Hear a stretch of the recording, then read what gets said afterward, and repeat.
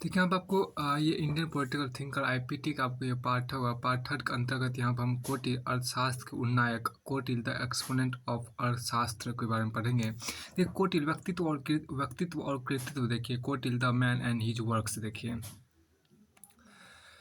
देखिए, प्राचीन प्राचीन भारतीय विचारक कोटिल का नाम अर्थशास्त्र के प्रणेता के रूप में प्रसिद्ध है। यह ग्रंथ अन्य पुरुष थर्ड पर्सन की शैली में लिखा गया है। इसमें कोटिल के अतिरिक्त विष्णुगुप्त नाम भी दिया गया है। कोटिल का तीसरा नाम चाणक्य माना जाता है, जो चंद्रगुप्त मौर्य के प्रधानमंत्री का नाम था। देखिए, अब विशाख दत्त ने अपने प्रसिद्ध संस्कृत ग्रंथ मुद्रा राक्षस में चाणक्य को कोटिल और विष्णुगुप्त नामों से पुकारा है, जिससे यह संकेत मिलता है कि ये तीनों एक ही व्यक्ति के नाम थे। इस प्रकार यह सिद्ध होता है कि राजनीति पर जो महान ग्रंथ कोटिल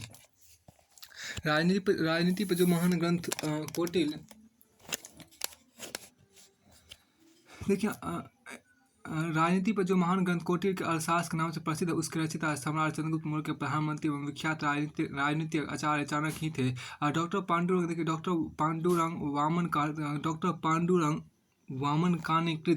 पांडुरंग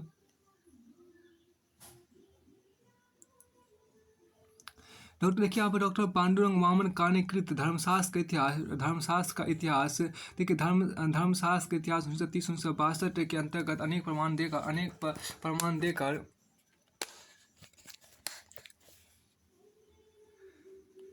देखिए, अनेक प्रमाण देकर यह सिद्ध किया गया है कि कोटिल कि ये कोटिल चाणक्य और विष्णुगुप्त एक ही व्यक्ति के नाम थे। हालांकि चाणक्य और कोटिल अलग अलग कृतियों के लिए प्रसिद्ध है। देखिए, चाणक्य के दो प्रसिद्ध ग्रंथ चाणक्य सूत्र और चाणक्य नीति दर्पण है। चाणक्य नीति दर्पण का एक संस्करण चाणक्य नीति राजनीति शास्त्र के रूप में उपलब्ध है। हालांकि दोनों ग्रंथों का मुख्य अंश एक जैसा है। इनके अलावा आचार्य विष्णु शर्मा कृत पंचतंत्र और हितोपदेश का मुख्य अंश भी एक जैसा है। इनमें दक्षिण देश के 3 अधपढ़े राजपुत्रों की शिक्षा के लिए पशु पक्षियों की रोचक कहानियों के माध्यम से व्यवहारिक राजनीति के गूढ़ रहस्यों को उजागर किया गया है। इन ग्रंथों का कथ्य चाणक्य की शिक्षाओं से मिलता जुलता है, परंतु इनके रचयिता विष्णु शर्मा को विष्णुगुप्त या चाणक्य से पृथक माना जाता है। देखिए, चाणक्य के व्यक्तित्व और कृतित्व से उस अनोखी सूझबूझ का संकेत मिलता है जो कोटिल के अर्थशास्त्र में झलकती है। राजनीति शास्त्र के सम्यक ज्ञान के लिए चाणक्य के राजनीति शास्त्र को कोटिल के अर्थशास्त्र का पूरा ग्रंथ मान सकते हैं। फिर चाणक्य नीति दर्पण और चाणक्य सूत्रों के अंतर्गत समान नैतिकता और लोक व्यवहार के बारे में जो विस्तृत सिद्धांत प्रस्तुत किए गए, उनमें भी राजनीति शास्त्र की दृष्टि से अनोखी सूझबूझ भरी है। देखिए, अब एक आपको कहा गया कि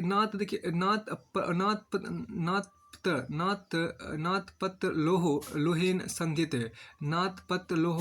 संध्यते, अर्थात लोहे को जब तक तपाया नहीं जाता तब तक उसे लोहे के दूसरे टुकड़े के साथ जुड़ा नहीं जा सकता। बस संस्कृत में लिखा गया था। देखिए, नाथपत लोहो लोहेन संध्यते। लोहे को जब तक तपाया नहीं जाता तब तक उस लोहे के दूसरे टुकड़े के साथ जुड़ा नहीं जा सकता। एक दंत कथा के अनुसार मगध के सम्राट महापंत नंद ने चंद्रगुप्त को अपनी सेना से निकाल दिया था और चाणक्य को भी अपमानित किया था। चंद्रगुप्त राजभवन की एक दासी का पुत्र था। उसके पिता स्वयं मगध सम्राट था। चाणक्य श्याम वर्ण और क्रूप थे। एक बार नंद ने अपनी राजसभा में बुलाकर श्राद्ध के समय उसकी अवमानना की और बाहर निकल जाने का आदेश दिया। तब से उसके मन में प्रतिशोध की आग सुलग रही थी। एक दिन वह वन में इधर भटकते हुए चंद्रगुप्त ने देखा कि एक ब्राह्मण कुश नाम की कटीली घास की जड़ों में मट्ठा डाल रहा था। चंद्रगुप्त ने जिज्ञासा इसका कारण पूछा। ब्राह्मण उत्तर दिया, यह कटीली घास मेरे पैरों में चुभ गई थी, अतः मैं इसे जड़ से उखाड़ फेंकना चाहता हूँ। इसकी जड़ों में मट्ठा डालने पर घास समूल नष्ट हो जाएगी। ब्राह्मण का परिचय पूछने अपना नाम चाणक्य बताया। चंद्रगुप्त ने चाणक्य की विलक्षण प्रतिभा, संकल्प शक्ति और दूरदर्शिता का गुणगान करते उन्हें प्रणाम किया और सम्राट नंद के विनाश के मार्गदर्शन प्रदान करने की प्रार्थना की। चाणक्य स्वयं तो सम्राट नंद से अपने अपमान को बदला लेना ही चाहते थे, अतः उन्होंने चंद्रगुप्त की प्रार्थना स्वीकार की। चंद्रगुप्त ने अपनी सेना संगठित करके चाणक्य के निर्देशन में सम्राट नंद को पराजित किया। फलदा चंद्रगुप्त स्वयं सम्राट बना और उसने आचार्य चाणक्य को अपना प्रधानमंत्री नियुक्त किया। कुछ भी हो चाणक्य महान प्रयास कर है व्यक्तिगत प्रतिशोध यहाँ पर क्या कुछ भी हो चाणक्य महान प्रयास कर है। देखिए कुछ भी हो चाणक्य महान प्रयास कर है व्यक्तिगत प्रतिशोध तक सीमित नहीं था। वस्तुतः उन्होंने तत्कालीन भारत को कुशल प्रशासन प्रदान करने के 3 लक्ष्य अपने सामने रखे और उन्हें पूरा करके दिखाया। उन्होंने भारत के बहुत बड़े हिस्से को नंद वंश के निरसंतंत्र टायरनी से मुक्त कराया। उन्होंने पश्चिमोत्तर सीमा पर यमन आक्रमणकारियों को खदेड़ कर वहाँ भारत की प्रभुता फिर से स्थापित की। और गौर देखिए उन दिनों पश्चिमोत्तर भारत में छोटे छोटे गणतंत्र और राजतंत्र की परस्पर प्रतिस्पर्धा के कारण जो भी श्रृंखला पैदा हो गई थी उसे नियंत्रित करके उन्हें भारत उपमहाद्वीप में एक विशाल साम्राज्य की स्थापना की जो राजनीतिक दृढ़ता का भाव उदाहरण प्रस्तुत करता था। अब देखिए दूसरा देखिए आपको अर्थशास्त्र के विचार से देखिए यहाँ पर क्या अर्थशास्त्र का विचार से देखिए यहाँ पर स्कोप ऑफ अर्थशास्त्र देखिए यहाँ पर राज का स्वरूप देखिए नेचर ऑफ स्टेट की बात करते हैं। प्राचीन भारत का अधिकांश राजनीतिक चिंतन की तरह कोटिल के चिंतन में राज की संकल्पना राजतंत्र मोनार्की के रूप में की गई। दूसरे शब्दों में यहाँ राज उस क्षेत्र टेरिटरी और जनसंख्या पॉपुलेशन का संकेत देता है जो किसी राजा किंग के नियंत्रण में आता। उस राज्य के अंतर्गत लौकिक मामलों में राजा की शक्ति सर्वोच्च है परंतु अपने कर्तव्यों के मामले राजा स्वयं धर्म से बंधा है और धर्म की व्याख्या का अधिकार किसी अन्य सत्ता अथॉरिटी जैसे कि ब्राह्मण को हो सकता है जो मंत्री के रूप में उसे उचित मंत्रणा एडवाइस देता है। अतः कोटिल के राज में पश्चिमी ढंग की प्रभुसत्ता सोवरेनिटी के लक्षणों को ढूंढना बेकार होगा। देखिए यहाँ का मंत्रमुल्ला सर्वारंभा देखिए मंत्रमुल्ला सर्वारंभा अर्थात इसका मतलब चाणक्य सूत्र में कहा गया अर्थात सारे महत्वपूर्ण कार्य उचित मंत्रणा से आरंभ होते हैं। देखिए मंत्रमुल्ला सर्वारंभा अर्थात सारे महत्वपूर्ण कार्य उचित मंत्रणा से उचित विचार से आरंभ होते हैं। कोटिल देखिए यहाँ पर कोटिल ने राज को अपने आप में साध इन इटसेल्फ मानते हुए सामाजिक जीवन में उसे सर्वोच्च स्थान दिया है। धर्म और नैतिकता के प्रति उनका दृष्टिकोण रूढ़िवादिता से परे है। मानव धर्मशास्त्र के प्रणेता मनु की लीक से हटकर उन्होंने राज के हित को सर्वोपरि रखा। देखिए राज के हित के सामने वे कहीं नैतिकता के सिद्धांत को भी परे रख देते हैं। हो सकता है कि राजनीति में इस कुटिल प्रवृत्ति का समर्थक होने के कारण उन्होंने अपना कल्पित नाम कोटिल रख दिया हो। इससे कोटिल नाम के सांकेतिक महत्व का पता चलता है जो प्राचीन भारतीय शास्त्रकारों की प्रतीकात्मक शैली की एक कड़ी प्रतीत होती है। उनके इन्हीं सिद्धांतों के आधार पर आचार्य कोटिल को भारत का मैकियावेली इंडियाज मैकियावेली कहा जाता है। लेकिन वैसे मनु और कोटिल विचार परंपरा में बहुत बड़ी खाई नहीं आई है क्योंकि वे प्राय एक ही सभ्यता के प्रतिनिधि है। अंतर है तो देखिए यहाँ पर क्या अंतर है तो यह कि मानव धर्मशास्त्र के प्रणेता मनु धर्म को सर्वोपरि स्थान देकर राज्य को धर्म के अधीन कर देते हैं जबकि अर्थशास्त्र के रचयिता कोटिल अर्थ को सर्वोच्च स्थान देते हैं। के.पी. जायसवाल हिंदू पॉलिटी 1924 के अनुसार कोटिल के विचार से अर्थ का तात्पर्य ऐसी भूमि या क्षेत्र जिस पर मनुष्य बसे हैं। अतः अर्थशास्त्र वह संहिता है जो भूमि अर्जित करने और उसकी अभिवृद्धि करने के उपायों का निरूपण करती है। आधुनिक युग में अर्थशास्त्र शब्द का प्रयोग इकोनॉमिक्स के अर्थ में करते हैं जिसका स्व का वस्तु और सेवाओं के उत्पादन उपभोग और विनिमय से है। परंतु कोटिल के अर्थशास्त्र का विषय पॉलिटिक्स अर्थात राजनीतिक शास्त्र है। देखिए देखा जाए तो कोटिल का अर्थशास्त्र केवल राजनीतिक चिंतन का सारांश प्रस्तुत नहीं करता बल्कि व्यवहारिक प्रशासन पॉलिटिकल एडमिनिस्ट्रेशन के मार्गदर्शक के रूप में अधिक विख्यात है। डॉक्टर अल्तेकर के अनुसार कोटिल का अर्थशास्त्र राजशास्त्र कैसा सैद्धांतिक ग्रंथ नहीं जिनमें प्रशासन या राजनीतिक विज्ञान के मूल सिद्धांत का विवेचन किया गया हो बल्कि इस प्रशासन के लिए लिखी गई मार्गदर्शिका यह युद्ध एवं शांति दोनों के दौरान पैदा होने वाली व्यवहारिक समस्याओं को ध्यान में रखते हुए प्रशासन उपयुक्त संयंत्र की संरचना एवं कृत्यों का विवेचन करता है। देखिए यह विवेचन इतना विस्तृत है कि इनकी तुलना केवल शुक्र नीति से कर सकते हैं अन्य किसी प्रवृत्ति कृति से नहीं कर सकते। यह राज्य की नीतियों नागरिक प्रशासन अर्थव्यवस्था के संगठन और कानून की समस्याओं का निरूपण करता है और कूटनीति डिप्लोमेसी की विधियों पर भी प्रकाश डालता है। कूटनीतिक विवेचन में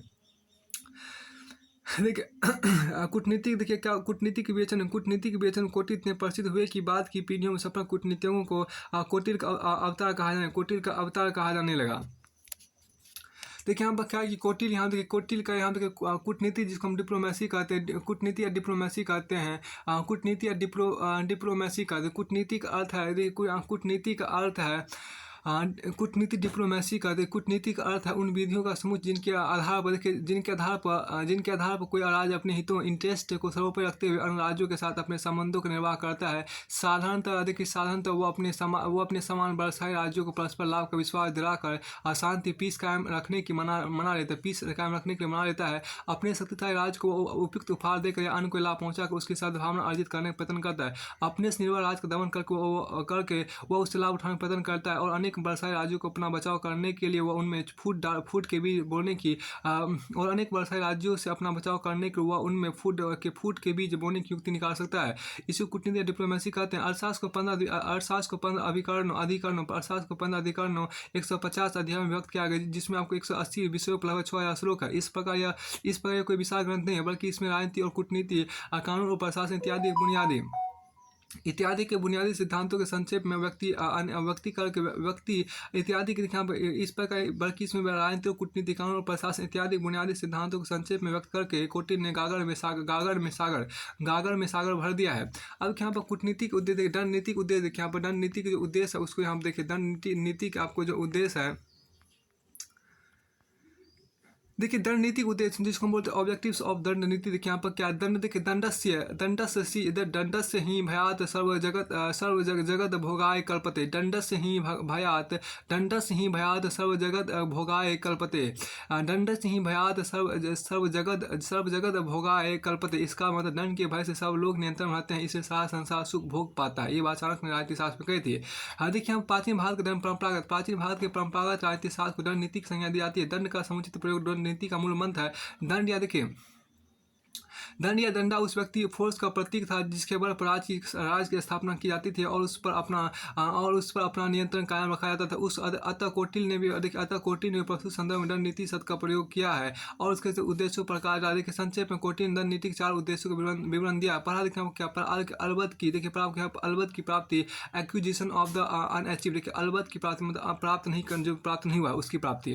एक्विजिशन ऑफ अनअचीव अर्थात जो कुछ अभीष्ट है परंतु प्राप्त नहीं हुआ उसे कैसे प्राप्त किया। दूसरा देखिए आपको क्या लब्ध का परिश्रम मतलब क्या होता है। इसका प्रिजर्वेशन ऑफ अचीव्ड अर्थात जो कुछ प्राप्त कर लिया गया उसकी रक्षा कैसे की जाए। तीसरा देखिए आपको रक्षित का विवर्धन अर्थात एगुमेंटेशन ऑफ द प्रिजर अर्थात जिसकी रक्षा की गई उसमें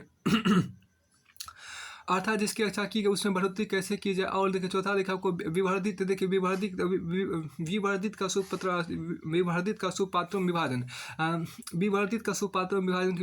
का सुपात्रम विभाजन देखिए। फेयर डिस्ट्रीब्यूशन ऑफ द एगुमेंटेड अर्थात जिसकी बढ़ोतरी की गई है उसे उपयुक्त पात्रों में वितरित कैसे किया जाए। जो राजा दंड नीति के उन उद्देश्यों की पूर्ति करता है उसका यश चारों दिशाओं में फैलता है। वह सतत दंड नीति को अर्थशास्त्र के उद्देश्यों की सिद्धि का साधन मान सकते हैं। देखिए यहाँ पर दंड राज शक्ति का प्रतीक है। देखिए दंड राज शक्ति का प्रतीक है। नीति से निर्देश मिलता है कि इस शक्ति का प्रयोग न्यायपूर्ण होना चाहिए। दंड राज शक्ति का प्रतीक है। नीति से निर्देश मिलता है कि इस शक्ति का प्रयोग न्यायपूर्ण होना चाहिए। तीसरा आपके यहाँ देखिए क्या कि राज की उत्पत्ति देखिए, ऑरिजिन ऑफ द स्टेट देखिए। तीसरा आपके यहाँ पर राज की उत्पत्ति देखिए, ऑरिजिन ऑफ द स्टेट देखिए।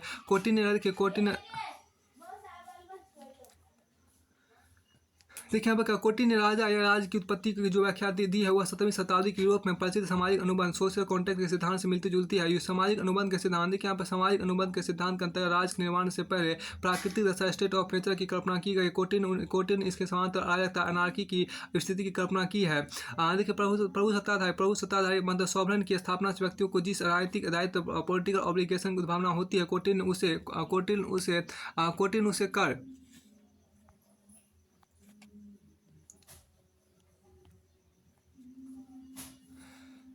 कोटिल ने उसे कर चुकाने के दायित्व obligation to payment of taxes के रूप में हमारे सामने रखा है। परंतु कुछ मामलों कोटिल का सिद्धांत और पाश्चात्य मान्यताओं से सर्वथा भिन्न। उन्होंने प्रभु सत्ताधारी को पूर्ण शक्ति एब्सोल्यूट पावर प्रदान करने की धार्मिक मान्यताओं का सहारा लिया, परंतु साथ ही उन्होंने इन्हीं धार्मिक मान्यताओं के सहारे प्रभु सत्ताधारी को विस्तृत व कर्तव्यों के बंधन से भी बांध लिख दिया है।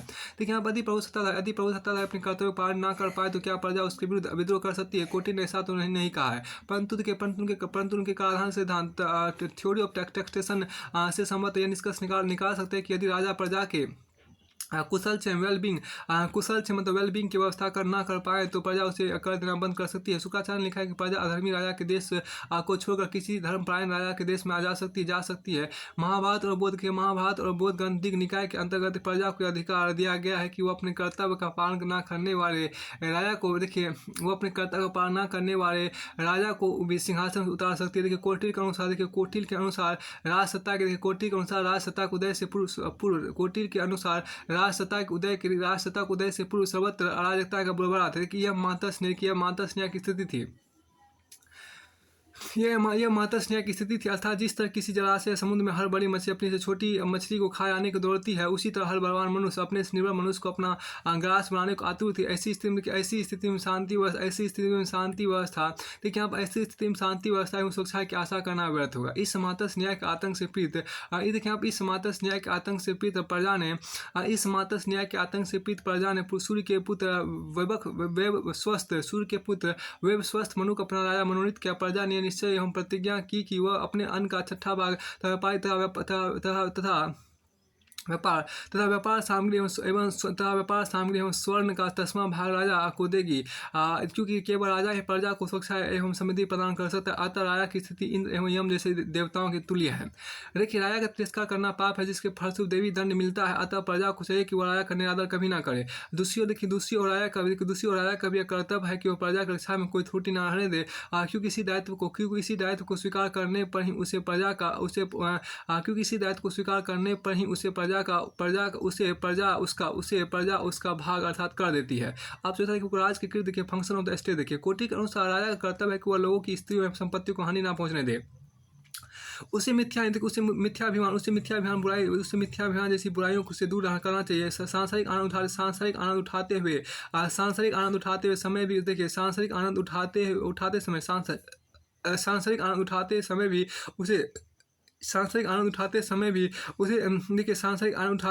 उसे सदाचार की अवहेलना नहीं करनी चाहिए। राज की समुचित शिक्षा एवं आत्मसंयम सफल शासन के मूल मंत्र है। देखिए यहाँ पर क्या राजा की समुचित शिक्षा एवं आत्मसंयम सफल शासन के मूल मंत्र है। देखिए यहाँ पर राजा की समुचित शिक्षा देखिए आपको राजा की समुचित शिक्षा एवं आत्मसंयम सफल शासन के मूल मंत्र हैं। कोटि ने लिखा है कि राजा को प्रजा की सुरक्षा के लिए 8 प्रकार की देवी विपत्तियों का निवारण करना चाहिए। फिर आग बाढ़ यहाँ देखिए आग बाढ़ महामारी दुर्भिक्ष चाहे चूहे सांप शेर और भूत प्रेत। राजा को चाहिए कि पीड़ित लोगों की पुत्रवत रक्षा करे। गुप्तचरों की सहायता से अपराधियों को पकड़ने की विधियों का निर्देश देते हुए आचार्य कोटि में विभिन्न प्रकार का अपराधियों के लिए दंड भी निर्धारित करते हैं। इस प्रकार रक्षा के कृत्य को 3 भागों में बांट सकते। पहला बाह्य शत्रु एवं आक्रमणकारी सुरक्षा,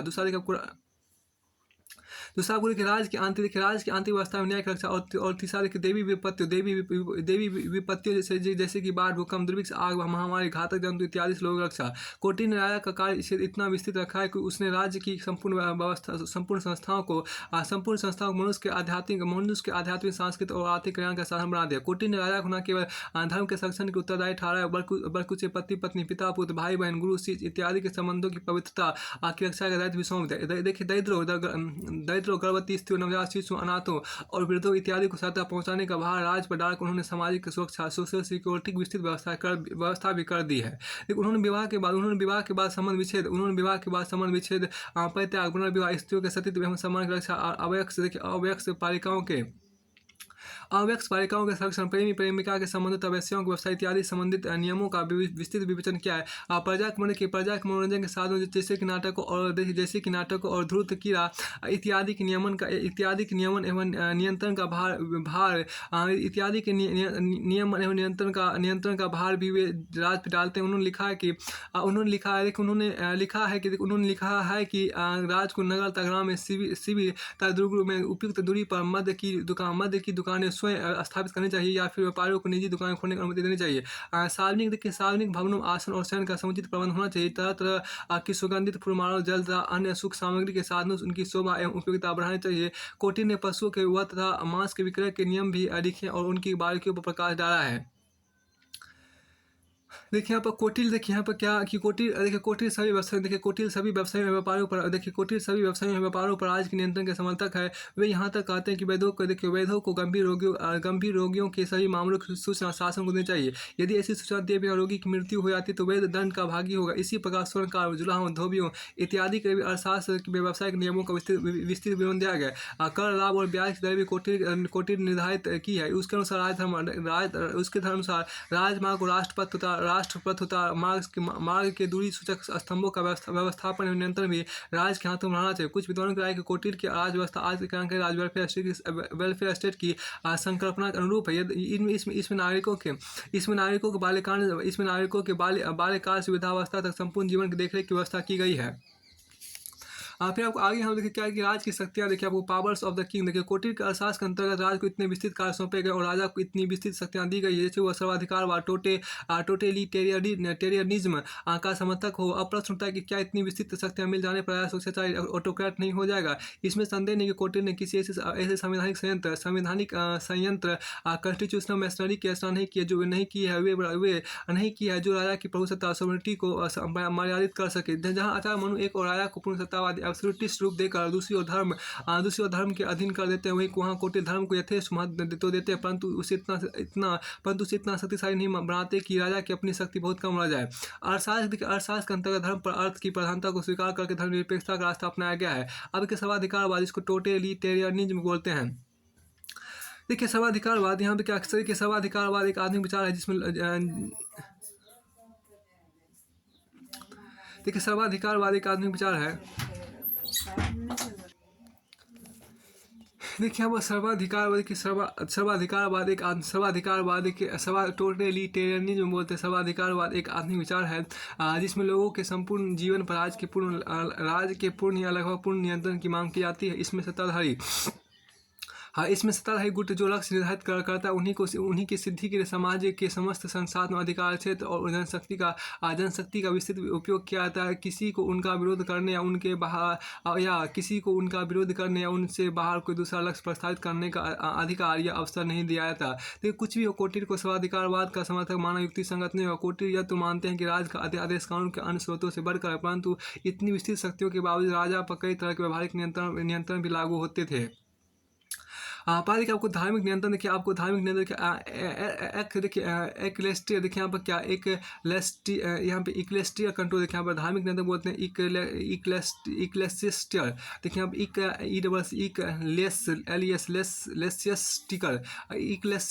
इक्लेसिस्टर कंट्रोल, देखिए यहाँ पर राजा करता था कि प्रजा की रक्षा करना, इसमें प्रजा के धर्म की रक्षा करने का दायित्व भी आ जाता है। अतः राजा धार्मिक नियमों की उपेक्षा नहीं कर सकता। यदि वो ऐसा करता तो ब्राह्मण उसके विरुद्ध हो जाते और उसके प्रति विद्रोह कर देते। ब्राह्मण के महाभारत में तो यहाँ तक कहा गया है कि यदि राजा आतताई हो जाए या राज की रक्षा का कार्य करने से चूक जाए तो उसके विरुद्ध विद्रोह करना चाहिए और उससे राजा ना समझ के पागल कुत्ते की तरह उसका वध करना चाहिए। अब दूसरा आपको मंत्री परिषद का नियंत्रण देखिए, काउंसिल ऑफ मिनिस्टर्स कंट्रोल, देखिए अर्थशास्त्र तथा अन्य प्राचीन हिंदू ग्रंथों में राजा को मंत्री परिषद नियुक्त करने का आज्ञा दी गई और यह कहा गया है कि मंत्रियों को वाद विवाद करने, परामर्श तथा मंत्रणा देने में निर्भीक होना चाहिए। राजा को भी आदेश दिया गया वो अपने मंत्रियों की मंत्रणा को ध्यानपूर्वक सुने और उसकी उपेक्षा न करे। अतः परोक्ष रूप से राजा के व्यवहार पर मंत्री परिषद का नियंत्रण रहता है। मंत्रियों ने षड्यंत्र करके स्वेच्छाचारी राजाओं को किस तरह हटा दिया, ऐसे अनेक वृत्तांत प्राचीन ग्रंथों मिलते हैं। और तीसरा आपको जनमत का नियंत्रण पब्लिक ओपिनियंस कंट्रोल, देखिए यहाँ पर पब्लिक ओपिनियंस कंट्रोल, देखिए राजा प्राय जनमत की अवहेलना, देखिए राजा प्राय जनमत की अवहेलना कभी नहीं कर सकता था। देखिए यहाँ पर कोटि के अनुसार देखिए कोटि के अनुसार राजतिलक के समय राजा को यह शपथ दिलाई जाती थी कि वह लोक इच्छा का सम्मान करेगा और लोक हित में कार्य करेगा। प्राचीन काल की अनेक कथाओं से भी राजा कैसे व्यवहार की पुष्टि होती है। रामायण की कथा कौन नहीं जानता। इसके अनुसार राम जैसे आदर्श राजा को पूरा विश्वास था कि उसकी प्रिय पत्नी सीता सर्वथा सच्चे एवं निष्कलंक थी। फिर भी उन्होंने इन्हें इस इसलिए निर्वासित कर दिया था क्योंकि उनकी प्रजा के लोग सीता के सतीत्व पर संदेह करने लगे। अतः यह सिद्ध हो जाता है कि प्राचीन हिंदू राजा लोक निंदा के प्रति अति सतर्क रहते थे। लोक निंदा के प्रति अति सतर्क रहते थे। प्रजा को आश्वस्त देखिए, प्रजा को आश्वस्त रखना राजा का परम कर्तव्य था। इस प्रकार हम देखते हैं कि आचार्य कोटिल प्रकट राजा को पूर्ण सत्तावादी और सर्वाधिकारवादी स्थितियों और शक्तियों को प्रदान करते हैं। परंतु व्यावहारिक स्तर पर प्राचीन हिंदू राज प्रणाली के परंतु व्यावहारिक देखिए यहाँ पर क्या है कि देखिए परंतु व्यावहारिक स्तर प्राचीन हिंदू राज प्रणाली के अंतर्गत राजा की प्रभुसत्ता पर अनेक नियंत्रण प्रचलित थे। फिर देखिए यहाँ पर क्या कि अनेक नियंत्रण प्रचलित थे। फिर देखिए यहाँ पर क्या, फिर राजा को इतनी विस्तृत शक्तियाँ इसलिए प्रदान की गई थी ताकि वह जन सुरक्षा और जन कल्याण से जुड़े कर्तव्य का पालन कर सके। अन्यथा प्राचीन भारत का सामाजिक जीवन इतना स्वायत्त ऑटोनोमस था कि उस पर राज का पूर्ण नियंत्रण स्थापित करने की गुंजाइश बहुत कम थी। साधारणतः लोगों का सामाजिक जीवन धर्म से विनियमित होता था और धर्म की रक्षा करना राज का कर्तव्य था। राजा को कोई ऐसा कानून बनाने की शक्ति नहीं थी जो धर्म के अनुरूप ना हो। छठा देखो कौमंती परिषद की भूमिका देखिए, the role of the council of ministers देखिए यहाँ पर अर्थशास्त्र देखिए, यहाँ पर अर्थशास्त्र के प्रणेता आचार्य कोटिल लिखते हैं कि जिस प्रकार रथ एक चक्र के सहारे नहीं चल सकता, उसी प्रकार राजा को भी शासन चलाने के लिए दूसरे चक्र अर्थात देखिए यहाँ पर उसी प्रकार हम देखिए यहाँ पे जो अर्थशास्त्र के प्रणेता आचार्य कोटिल लिखते हैं कि जिस प्रकार रथ एक चक्र के सहारे नहीं चल सकता, उसी प्रकार राजा को भी शासन चलाने के लिए दूसरे चक्र अर्थात सहायकों और परामर्शदाताओं की आवश्यकता होती है। अतः वे कहते हैं कि राजा को अपने मंत्रियों की नियुक्ति करनी चाहिए और उनकी मंत्रणा को ध्यानपूर्वक सुनना चाहिए। यहीं से मंत्री परिषद की नियुक्ति उनके कार्य की शुरुआत होती है। शासन के कार्य संचालन मंत्री राजा को हार्दिक सहयोग दे पाए, इसके लिए आवश्यक है कि मंत्री सुयोग और परिचित अर्थात प्रक नियुक्त किए गए हैं। परीक्षा के मुख्य विषय होंगे निर्भयता अर्थात वे भय से विचलित ना हो, और सचेत अर्थात वे किसी प्रलोभन के वशीभूत न हो। मंत्री परिषद के आकार के विषय में कोटिल अत्यंत उदार है। उनके विचार से शासन की आवश्यकताओं और कार्य वितरण की सुधार की दृष्टि से मंत्री परिषद उपयुक्त आकार निर्धारित करना चाहिए। आचार्य मनु ने भी मानव धर्मशास्त्र में ऐसा सुझाव दिया है। हालांकि एक जगह उन्होंने मंत्री परिषद के सदस्यों की संख्या 7 या 8 रखने को सलाह दी थी। शुक्र नीति के प्रणेता शुक्राचार्य ने मंत्रियों की संख्या 10 निर्धारित की है। जबकि महाभारत में 4 वर्णों कुल मिलाकर 37 सदस्य रखने का विधान है। देखिए आप इन सभी मतों की तुलना में आचार्य कोटिल अधिक व्यवहारिक एवं उदार है। यहाँ पर यह बात महत्वपूर्ण है कि वे योग्यता के आधार पर मंत्रियों की नियुक्ति करने के पक्ष में है, जबकि बाद के इतिहास में यह नियुक्ति वंश परंपरा के आधार पर होने लगी थी। चूंकि अर्थशास्त्र मंत्रियों की संख्या के विषय में रूढ़िवादी दृष्टिकोण अपनाया गया, इसलिए वहाँ भिन्न मंत्रियों के निश्चित विभागों का विवरण भी नहीं मिलता है। मंत्री परिषद के प्रमुख प्राय महामंत्री कहा जाता है। कोषाध्यक्ष मुख्य देखिए यहाँ इसमें जो आपको कहा गया इन सही मतों की तुलना में आचार्य कोटिल अधिक व्यवहारिक उदार है। यहाँ पर यह बात महत्वपूर्ण है कि वे योग्यता के आधार पर मंत्रियों की नियुक्ति करने के पक्ष में, जबकि बाद के इतिहास में यह नियुक्ति वंश परंपरा के आधार पर होने लगी थी। चूंकि अर्थशास्त्र मंत्रियों की संख्या के विषय में रूढ़िवादी दृष्टिकोण नहीं अपनाया गया, इसलिए वहाँ भिन्न मंत्रियों के निश्चित विभागों का विवरण भी नहीं मिलता है। मंत्री परिषद के प्रमुख को देखिए, मंत्री परिषद के प्रमुख प्राय महामंत्री कहा जाता था। कोषाध्यक्ष मुख्य कर संग्राहक को अर्थशास्त्र में क्रमशः सन्निधाता तथा समाहर्ता की संज्ञा दी गई। इसी प्रकार शांति और युद्ध से संबंधित विभाग के अध्यक्ष को संधि विग्राहक के नाम से पुकारा गया है, जो आधुनिक युग के विदेश मंत्री फॉरेन मिनिस्टर तथा प्रतिरक्षा मंत्री डिफेंस मिनिस्टर का सम्मिलित रूप था। युद्ध के अभियान में वह राजा के साथ चलता था। कानूनी सलाहकार एवं मुख्य न्यायाधीश को अपराधी विभाग कहा गया था। सेना के अध्यक्ष को सेनापति तथा मुख्य अभिलेखाधिकारी एवं सचिव को महाछपतालिक की संज्ञा दी गई है। देखिए कोटिल ने जिस मंत्री परिषद का विवरण दिया है उसका रूप ना तो आधुनिक मंत्रिमंडल कैबिनेट के तुल्य था, ना विधानसभा लेजिस्लेचर के समान था। देखिए मंत्रियों के सामूहिक उत्तरदायित्व कलेक्टिव रिस्पॉन्सिबिलिटी का प्रश्न नहीं उठता था, जैसा कि आज की मंत्रिमंडल प्रणाली कैबिनेट सिस्टम परिचित है। मंत्री परिषद का कार्य केवल विशेषज्ञ राय देना था, जो राजा के महत्वपूर्ण होते हुए कानून की दृष्टि से उसे बांध नहीं सकती थी। शासन करने का राजा का ही था। मंत्री परिषद में शासन की शक्ति नीति नहीं थी। फिर भी यह परिषद सर्वथा प्रभावशून्य नहीं हो सकती थी, क्योंकि सभी राज विशारदों ने मंत्रियों को निर्भीक, निष्पक्ष और स्पष्ट वादविवाद का आदेश दिया है और राजा को अपने मंत्रियों की मंत्रणा पर ध्यान देने की सलाह दी है। देखिए, राजशास्त्र के अन्य आचार्यों के समान कोटिल ने भी मंत्रणा की गोपनीयता पर विशेष बल दिया है। राजा को निर्देश दिया है कि वह सबसे गूढ़ रहस्यों में राजा को निर्देश दिया है कि वह सबसे गूढ़ रहस्यों को एक ही मंत्री तक सीमित रखे, ताकि ये रहस्य खुल ना जाए। जहाँ आचार्य कोटिल स्वयं गुप्तचरों की विस्तृत प्रणाली व्यवस्था करते हुए वहाँ यह आशंका प्रकट करना भी स्वाभाविक है कि शत्रु राजा के गुप्तचर भी सब जगह फैले हुए होंगे। वह तो उनका कथन है कि मंत्रणा को सदैव गोपनीय रखना चाहिए था। मंत्रणा स्थल के आसपास से स्त्रियों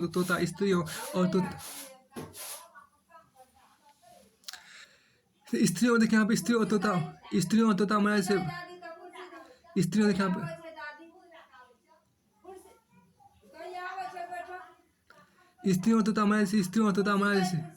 स्त्रियों तथा मैना से पक्षियों को भी दूर रखना चाहिए, क्योंकि स्त्रियों और तथा मैना से पक्षियों को भी दूर रखना चाहिए, क्योंकि स्त्रियां किसी बात को छिपा कर नहीं रख सकती और तोता मैना बात को समझ कर दोहरा देते हैं। क्योंकि स्त्रियां किसी बात को छिपा कर नहीं रख सकती और तोता मैना बात को समझ कर दोहरा देते हैं। देखिए यहाँ पर क्या इसमें जो खास बात है कि मंत्री परिषद की यहाँ पे क्या मंत्री परिषद की तुलना आधुनिक विधानसभा से नहीं कर सकते। देखिए यहाँ पर क्या मंत्री परिषद की तुलना आधुनिक विधानसभा से नहीं कर सकते। मंत्री परिषद की तुलना आधुनिक विधानसभा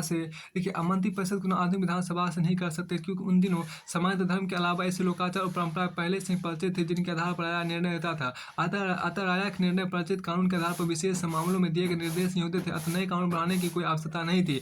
मंत्री परिषद प्रशासनिक मामलों में राजा को परामर्श में विशेषज्ञ राय देती थी। प्राचीन भारत में कोटिल ने जिस विशाल समाज की स्थापना में योग दिया था, उसका प्रशासन सचमुच एक जटिल कार्य था। इसके लिए प्रशासनिक कार्यों के विस्तृत वर्गीकरण के साथ साथ इनकी देखरेख के लिए सुयोग्य मंत्रियों की नियुक्ति की जरूरी थी। मंत्री परिषद का गठन इसी उद्देश्य की पूर्ति करता था। सातवां आपको ध्यान रखिए गुप्तचर व्यवस्था का संगठन देखिए ऑर्गेनाइजेशन ऑफ एस्पियोनेज सिस्टम देखिए एस्पियोनेज सिस्टम देखिए गुप्तचरों के कृत देखिए फंक्शन ऑफ द स्पाइज देखिए यहाँ पर कोटिल कथन के राज्य के मामले में किसी व्यक्ति पर विश्वास नहीं किया जा सकता। अतः प्रशासन के प्रत्येक विभाग में प्रजा के प्रत्येक हिस्से में गुप्तचरों का विचार करना चाहिए। अर्थशास्त्र में कोटिल गुप्तचर सेवा के संगठन का कार्य प्रणाली पर 2 विशेष अध्याय लिखे और संपूर्ण कृत्रिम जहाँ इसका उल्लेख किया है। उन्होंने गुप्तचर की विभिन्न श्रेणियों का विवरण दिया। गोपनीय सूचना का संप्रेषण गोपनीय सूचना के संप्रेषण के सांकेतिक भाषा तथा संदेशवाहक कबूतर के प्रयोग का निर्देश दिया गया। वे गुप्त वार्ता विभाग का नियंत्रण 5 गुप्तचर संस्थानों को सौंपने का विधान करते हैं, जहां गुप्तचरों को प्राप्त सूचनाएं पहुंचानी चाहिए, वहीं से अपने कार्य के बारे में आवश्यक आदेश है। जहाँ गुप्तचरों को प्राप्त सूचनाएं पहुंचानी चाहिए और वहीं से अपने कार्य के बारे में आवश्यक आदेश प्राप्त करना चाहिए। इन संस्थानों का अतिरिक्त कुछ विशेष गुप्तचरों की नियुक्ति भी होनी चाहिए, जो सीधे ही किसी उच्च स्तर के मंत्री या राजा के अधीन हो। यहाँ तक कि मंत्रियों की गतिविधियों पर सतर्कता विजिलेंस रखने के लिए राजा कुछ गुप्तचर अपने अधीन रखता था। ऐसे उदाहरण भी कम नहीं है कि स्वयं राजा द्वेष बदल कर गुप्तचर का कार्य करता था। देखो कोटिल अर्थशास्त्र में लिखा गया कि मंत्र भेदो हायोग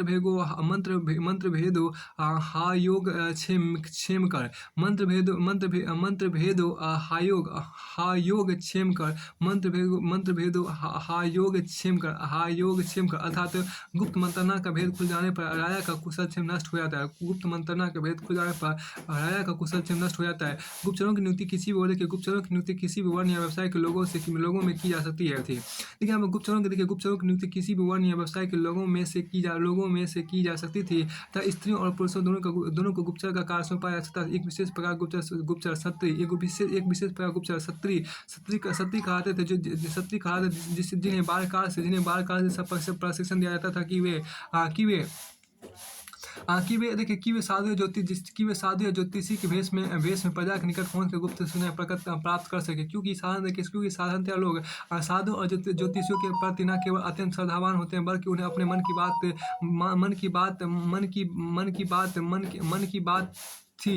की बात निसंकोच बता देते थे। लोगों को विश्वास प्राप्त करके ऐसे गुप्त स्थानों पर आसानी से पहुंच जाते, जहां पहुंचना दूसरों के कठिन या असंभव हो, और इस प्रकार उन्हें महत्वपूर्ण गुप्त सूचनाएं प्राप्त करने का अवसर मिल जाता था। इसमें संदेह नहीं कि इन गुप्तचरों का कार्य अत्यंत कठिन था, क्योंकि उन्हें ऐसा व्यवहार करना पड़ता था कि लोग उनमें और यथार्थ साधु एवं ज्योतिषों में अंतर ना कर सके, और ना ही उनके ऊपर किसी तरह का संदेह कर सके।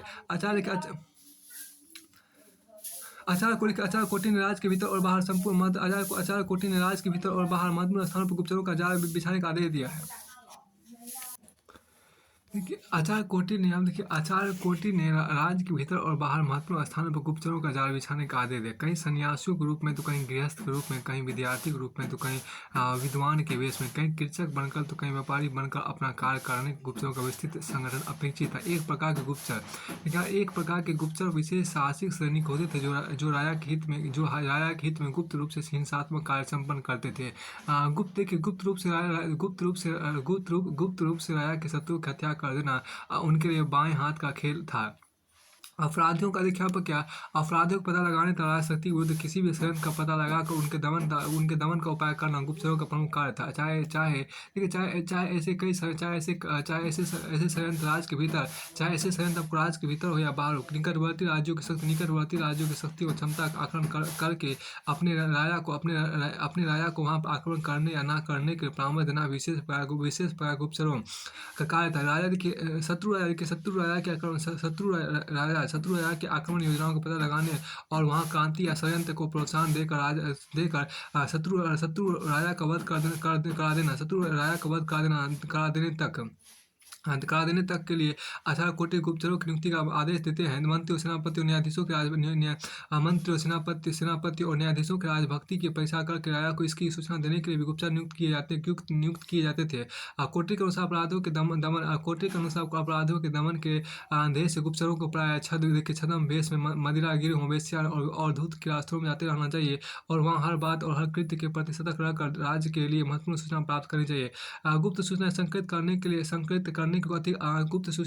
करने के अतिरिक्त गुप्त सूचना आपको संकेत करने के अतिरिक्त गुप्तचरों का एक महत्वपूर्ण कार्य था राजा के रूपरेखा की रक्षा करना। आधुनिक प्रशासन प्रणाली में जनसंपर्क अधिकारी, पब्लिक रिलेशन ऑफिसर्स का जो कार्य है कोटि के प्रणाली उसे गुप्तचरों को सौंपा गया है। आचार्य कोटि के अनुसार जनमत पब्लिक ओपिनियन का पता लगाने के गुप्तचरों को दो दलों में विभक्त हो जाना चाहिए। गुप्तचरों को दो दलों में विभक्त हो जाना चाहिए तथा यात्रा स्थलों, सभाओं, निवास स्थानों और सार्वजनिक स्थलों पर जनसमूह के बीच जाकर कोई विवाद छेड़ देना चाहिए। यहाँ एक पक्ष राजा की प्रशंसा करे और दूसरा पक्ष उसकी निंदा करे। इस प्रकार देखिए यहाँ पे इस प्रकार जनसाधारण भी जब उनके वाद विवाद में भाग लेकर अपने विचार प्रकट करेंगे, तो गुप्तचर यह जान जाएंगे कि प्रजा किस बात से संतुष्ट और किससे असंतुष्ट। राजा को इसकी सूचना देकर वे प्रजा को संतुष्ट करने के उपायों से अवगत करा सकेंगे। इन गुप्तचरों का कार्य ऐसी सूचनाएं ऐसी सूचना एकत्र करने तक ही सीमित नहीं है, बल्कि राजा की कीर्ति का प्रसार करने को उन्हें राजा के अद्भुत शक्ति, गुणों और महान कार्यों की कहानियों का प्रचार करना चाहिए। देखिए अब हम एक यहाँ पर क्या कि बल्कि गुप्तचर का काम केवल सूचना एकत्र करने तक सीमित नहीं है, बल्कि राजा की कीर्ति का प्रसार करने के उन्हें राजा की अद्भुत शक्ति, गुणों और महान कार्यों की कहानियों का प्रचार करना चाहिए, और प्रशासन की आलोचनाओं का संतोषजनक उत्तर देना चाहिए। देखिए प्रजाजनों के मन में राजा के प्रति आदर, प्रजाजनों के मन में राजा के प्रति आदर, श्रद्धा और भक्ति को प्रोत्साहन देने का उपाय करना भी गुप्तचरों का कार्य था। इस प्रकार हम देखते हैं कोटि की शासन प्रणाली में गुप्तचर व्यवस्था का महत्वपूर्ण स्थान है। वह न केवल राजा की शक्ति के संरक्षण का साधन है, देखिए यहाँ पर क्या वह ना केवल राजा की शक्ति, देखिए वह ना केवल राजा की शक्ति के संरक्षण का साधन है, बल्कि अपराधों के निवारण तथा प्रजा की संतुष्टि के लिए उत्तरदायी है। प्रजा की संतुष्टि के लिए उत्तरदायी है। गुप्तचर व्यवस्था, देखिए गुप्तचर व्यवस्था देखिए गुप्तचर व्यवस्था राज संयंत्र का अभिन्न अंग है। अभिन्न अंग है। विदेश नीति के निर्माण और संचालन के लिए भी वह मार्गदर्शक का कार्य करती है। देखिए प्रशासनिक भ्रष्टाचार की रोकथाम, जो आपके यहाँ पर है प्रिवेंशन ऑफ एडमिनिस्ट्रेटिव करप्शन की बात करें। कोर्ट ने चेतावनी दी कि है कि कोर्ट ने चेतावनी दी है कि राज्य के कर्मचारियों के आचरण के मामले में विशेष सतर्कता विजिलेंस बरतना जरूरी है। प्रशासनिक भ्रष्टाचार की संभावना को व्यक्त करने के उन्होंने जो दृष्टांत दिए हैं उनमें झुकी एक मिनट उनमें इनकी अनोखी सूझबूझ आपको झलकती है। सूझबूझ झलकती है। उन्होंने आपको लिखा है कि कोई व्यक्ति अपनी जीवा पर रखे हुए मधु या विष के स्वाद के प्रति उदासीन रहे, ऐसा संभव नहीं है। मतलब यह कि राजपुरुष अर्थात सरकारी अधिकारी निर्लिप्त भाव से ना तो अपनी शक्ति का प्रयोग कर सकते और ना अपने दायित्व का निर्वाह कर सकते हैं। फिर उन्होंने यह लिखा है कि पानी में चलने फिरने वाली मछली कब, कैसे और कितना पानी पी जाती है, यह पता लगाना बहुत मुश्किल है। देखिए पानी, बहुत अच्छी बात की। उन्होंने यह भी लिखा है कि पानी में चलने फिरने वाली मछली कब, कैसे और कितना पानी पी जाती है, यह पता लगाना बहुत मुश्किल है। मतलब यह कि प्रशासनिक अधिकारी अपनी शक्ति का प्रयोग करते समय कितना स्वार्थ साधन कर लेंगे मालूम करना अत्यंत कठिन है। अतः राजा को इनकी गतिविधियों पर लगाम इनकी गतिविधियों पर लगातार निगरानी रखनी चाहिए। अभी कोटि अर्थात आकाश में उड़ने वाले पक्षियों की गति का पता तो लगा सकते हैं, परंतु अपने मन की बात छिपा कर रखने वाले कर्मचारी की गतिविधि का पता लगाना मुश्किल होता है। ये बात कोटि अर्थशास्त्र ने कहा था। देखिए आप आकाश, यहाँ पे देखिए कोटिन, यहाँ पे आकाश में उड़ने वाले पक्षियों यहाँ देखिए क्या आकाश में उड़ने वाले पक्षियों की गति का पता लगा आकाश में उड़ने वाले पक्षियों की गति का पता तो लगा सकते हैं, परंतु अपने मन की बात छिपा कर रखने वाले कर्मचारियों की गतिविधि का पता लगाना मुश्किल होता है। कोटि अर्थशास्त्र ने कहा था। देखिए शुद्ध पानी को तो विश्व के प्रभाव से बचा सकते हैं, परंतु भ्रष्ट व्यक्ति के चरित्र को सुधारने की कोई दवा नहीं आती। ये बात कोटि ने कहा था कि शुद्ध पानी को तो विश्व के प्रभाव तथा जहर के प्रभाव से तो बचा सकते हैं, परंतु भ्रष्ट व्यक्ति के चरित्र को सुधारने की कोई दवा नहीं आती। यहाँ देखिए राज का सप्तांश, देखिए यहाँ पर राज का सप्तांश सिद्धांत देखिए यहाँ पर 7 organs theory of the state. देखिए राज का सप्तांश सिद्धांत देखिए आपको 7 organs theory of the state. देखिए कोटि ने राज के संगठन का विस्तृत विवरण राज के सप्तांश सिद्धांत के अंतर्गत दिया है। देखिए यह सिद्धांत कोटि की नई देन नहीं थी। उनसे पूर्व मनु स्मृति में भी आचार्य मनु ने सप्तांश सिद्धांत का विवरण दिया था। हालांकि कोटि का विवरण अधिक सुलझा हुआ है। इस सिद्धांत के अनुसार राज 7 तत्वों से निर्मित होता है। चूंकि ये तत्व एक दूसरे के साथ इतने निकट से जुड़े हैं, जैसे कि देखिए जैसे ये एक ही शरीर के भिन्न भिन्न अंग हो। इसलिए यहाँ पे देखिए इसलिए इन्हें राज के अंग कहा गया। जैसे शरीर के किसी अंग आँख, कान, हाथ, पैर इत्यादि का पृथक अस्तित्व संभव नहीं है, और इन अंगों को काट देने से शरीर विकलांग या मृत हो जाता है। वैसे ही राज के ये अंग राज से पृथक नहीं रह सकते। यदि इनमें से किसी अंग को हटा दे तो राज विकलांग और निराधार हो जाता है। इस रूपक को आचार्य कोटि ने इतना यथार्थ रूप देने का प्रयत्न किया कि उन्होंने राज के प्रत्येक अंग के महत्व को दर्शाने की उसकी तुलना अब मानव शरीर के उपयुक्त अंग से की है। देखिए स्वामी अर्थात राजा स्वयं। अब राज का सिर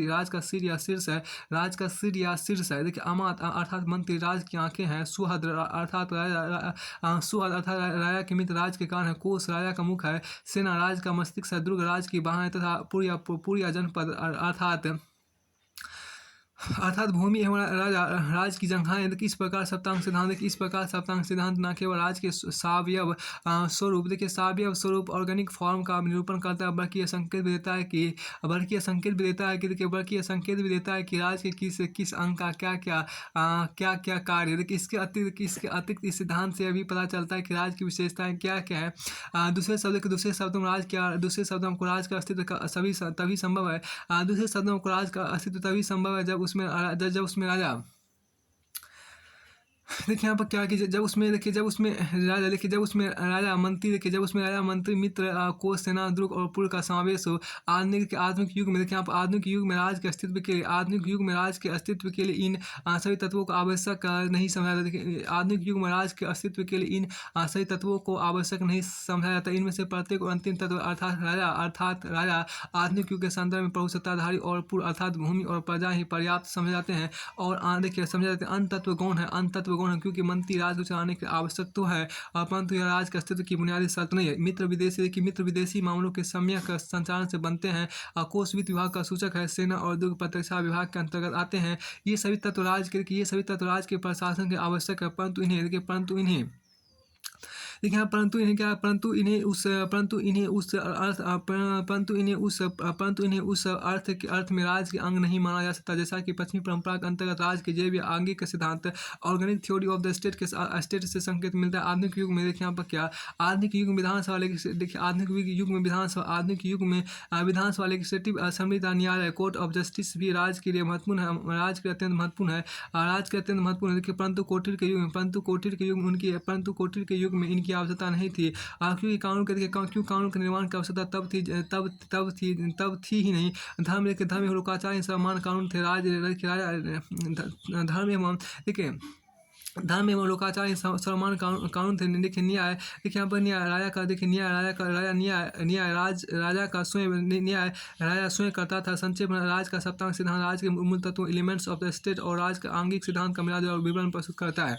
फिर आपको आगे देखिए यहाँ पर क्या कि राज का आंगिक सिद्धांत organic theory of the state. यहाँ देखिए इस रूपक के अंतर्गत यहाँ जो कहा इस रूपक के अंतर्गत राज की तुलना जीवित प्राणी लिविंग ऑर्गेनिज्म से की जाती है और व्यक्ति इंडिविजुअल कुछ प्राणी के भिन्न अंग माना जाता है और इंडिविजुअल्स कुछ प्राणी के भिन्न अंग माना जाता है। इसके साथ यह मान्यता जुड़ी है कि जैसे शरीर से कोई अंग कट जाने पर वह किसी काम करने तो वैसे व्यक्ति को राज से पृथक कर देने पर उसका अस्तित्व निरर्थक हो जाता है। निरर्थक हो जाता है। फिर आपको आगे यहाँ पर कहा गया देखिए यहाँ पर क्या कि राजमंडल की संरचना देखिए आपको राजमंडल की संरचना देखिए यहाँ पर स्ट्रक्चर ऑफ द स्टेट देखिए स्ट्रक्चर ऑफ द स्टेट की बात यहाँ पर की गई है। देखिए राज के प्रशासन देखिए यहाँ पर क्या राज के प्रशासन में सुरक्षा सिक्योरिटी और विदेश संबंध और फॉरेन रिलेशन के संचालन का विशेष महत्व है। किस राज के साथ मित्रता रखनी चाहिए किसके साथ शत्रुता उचित होगी, यह बहुत बड़ी समस्या है। कोर्टेन इस समस्या के समाधान के मंडल सिद्धांत theory of the state system का निरूपण किया है। वैसे सिद्धांत के आरंभिक संकेत मनुस्मृति मिलते हैं किंतु परंतु कोर्टेन इसका विस्तृत विवेचन किया है। देखिए संधि विग्रह योनि मंडल संधि विग्रह योनि मंडल अर्थात संधि मित्रता और विग्रह शत्रुता के सहयोग से मंडल की रचना होती है। ये बात संस्कृत में कहा गया। कोटिर का देखें तो कोटिर का आपको तत्कालीन भारत के छोटे छोटे राज्यों को मिलाकर एक विशाल सुदृढ़ और शक्तिशाली समाज स्थापित करना था। अतः उन्होंने कुशल शासक की संकल्पना वीजी गिसु के रूप में की है। वीजी गिसु ऐसा निरपत्य जो विक्ट्री की कामना करता था। वह देश के अनेक राज्यों पर अपना प्रभुत्व स्थापित करके अपने राज्य का विस्तार करना चाहता है। असाधारण व्यक्ति सम्मान और देखिए असाधारण शक्ति सम्मान और यश प्राप्त करना चाहता है। अतः कोटि के अनुसार युद्ध वार में लिप्त होना राज्य के लिए स्वाभाविक भी है और अनिवार्य भी है। वीजी गिसु को न केवल शूरवीर और युद्ध में निपुण होना चाहिए बल्कि युद्ध में विजय प्राप्त करने के लिए उसे मित्र फ्रेंड और शत्रु एनिमी की सही पहचान करके उपयुक्त गठबंधन या सहबंध अलायंसेस भी स्थापित करनी चाहिए। अब की मित्र संग्रहण देखिए मित्र संग्रहण बल संपत्ति के मित्र संग्रहण बल संपत्ति मित्र संग्रहण बल संपत्ति मित्र बनाकर बल संचित किया था। ये बहुत अच्छी बात कहा गया है। मित्र संग्रहण बल संपत्ति देखिए मित्र संग्रहण बल संपत्ति अर्थात मित्र बनाकर बल संचित किया जाता है। तो यहाँ देखिए बहुत अच्छी बात चाणक्य सूत्र में यहाँ कहा गया था। अब यहाँ आगे देखिए यहाँ पर आपको है देखिए कोटि के अनुसार बीजी गुसु राज का, देखिए कोटि के अनुसार बीजी गुसु राज का सीमावर्ती राज एडजेसेंट स्टेट उसका स्वाभाविक शत्रु होता है। और इसी तरह के अनुसार राज सत्य की इसी तरह के अनुसार शत्रु राज का सीमावर्ती राज उस राज का शत्रु होता है। शत्रु का शत्रु उसका मित्र होता है। शत्रु का शत्रु उसका मित्र होता है। जो राज बीजी गिसु और उसके शत्रु, जो राज बीजी गिसु और उसके शत्रु दोनों की सीमाओं से लगा है और इनमें से किसी का भी शत्रु या मित्र हो सकता है, उसे मध्यम इंटरमीडिएट कहा जाता है। वह इन दोनों में से किसी भी पक्ष के साथ संधि कर सकता है या तोड़ सकता है। फिर जो राज बीजी गिसु और उसके शत्रु की सीमाओं से परे हो, वह ना तो स्वभाव से इन दोनों में से किसी का शत्रु होता है और ना मित्र होता है, उसे उदासीन न्यूट्रल कहा जाता है। वो अपनी इच्छा या अपने विवेक से किसी भी राज्य के साथ संधि कर सकता है या तोड़ सकता है। इसी तरह बीजी गिसु और उसके मित्र शत्रु मध्यम और उदासीन के सहयोग से चार समूह या मंत्रों का निर्माण होता है।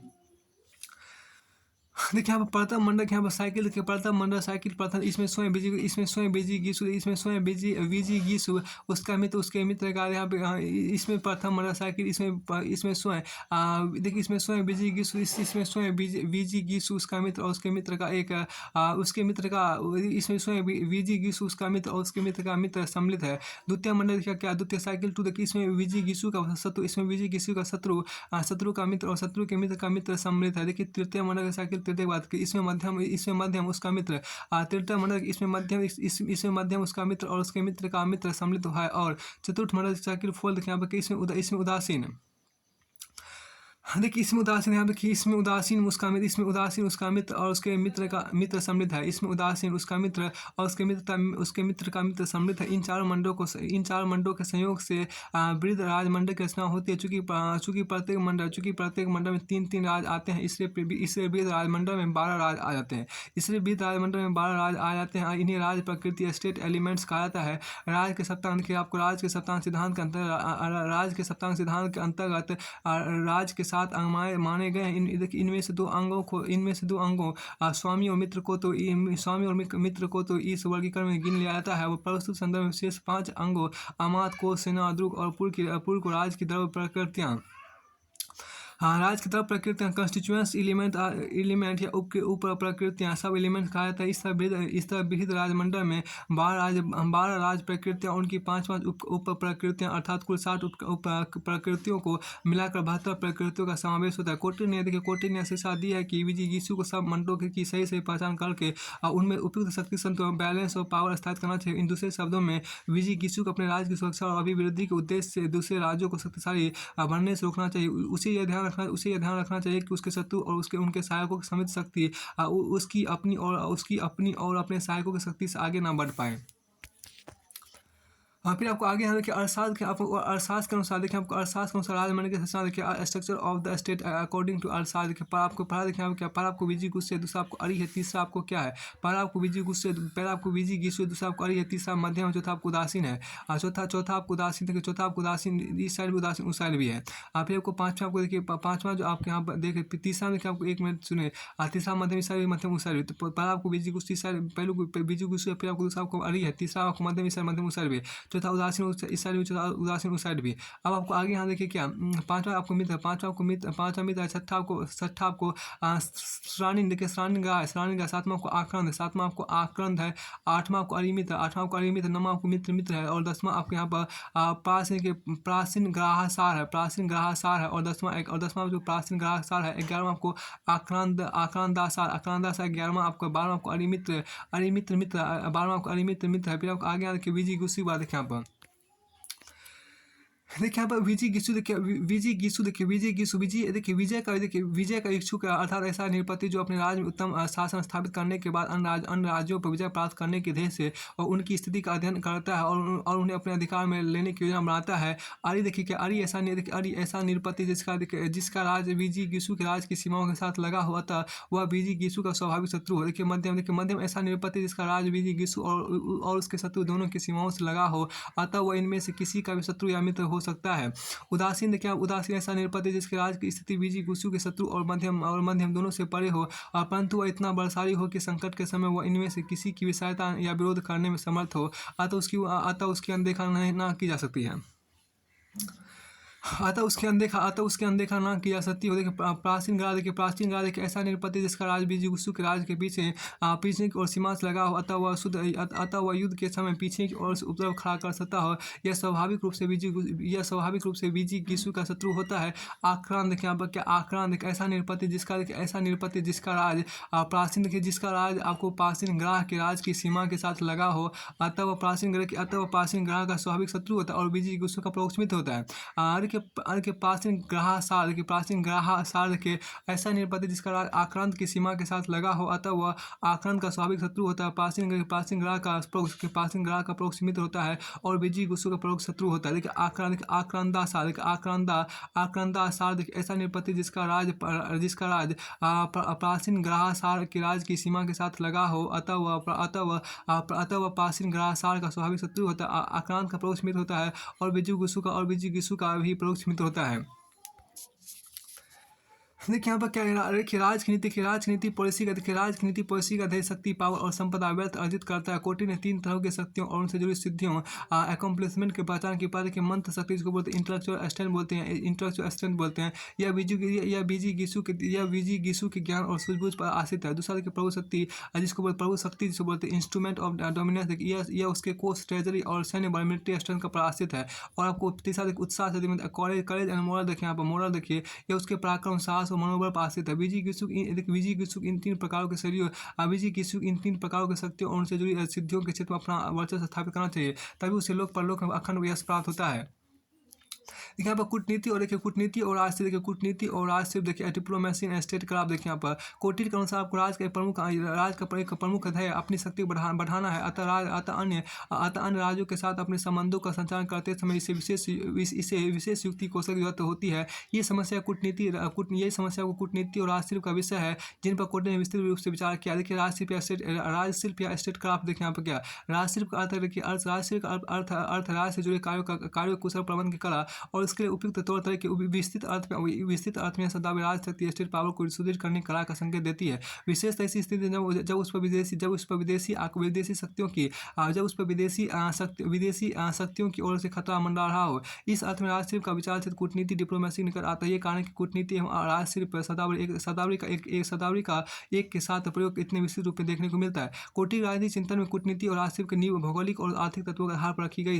इसमें संदेह नहीं कि भारत के विस्तृत मैदानी इलाकों पर बड़े राज्यों के विकास की संभावना थी, फिर भी प्राचीन काल में परिवहन और संचार ट्रांसपोर्ट एंड कम्युनिकेशन उन्नत साधनों के अभाव में कोई केंद्रीय सरकार अधिक दूर तक अपना नियंत्रण नहीं रख सकती थी। अतः यह देश प्राय छोटे छोटे राज्यों में विभक्त था और प्रत्येक राज्य अपने पड़ोसी राज्य को हड़पने के लिए तैयार रहता था। राज्य के विस्तार की आकांक्षा शक्तिशाली राजाओं का लक्षण थी, जबकि कम शक्तिशाली राज्य अपनी स्वाधीनता कायम रखने के अधिक शक्तिशाली राज्य के साथ यह समझौता कर लेते थे कि वे उसे उपयुक्त कर या भाग देंगे और युद्ध के समय सैनिक सहायता प्रदान करेंगे, परंतु अपने आंतरिक शासन में न केवल स्वायत्त ऑटोनोमस थे बल्कि अपने अधीन सामंतों से अपना भाग भी वसूल करते थे।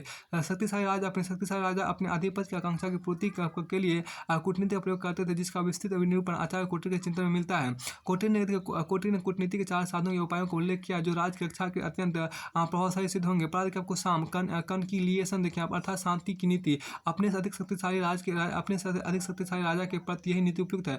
यह स्वाभाविक ही है क्योंकि अधिक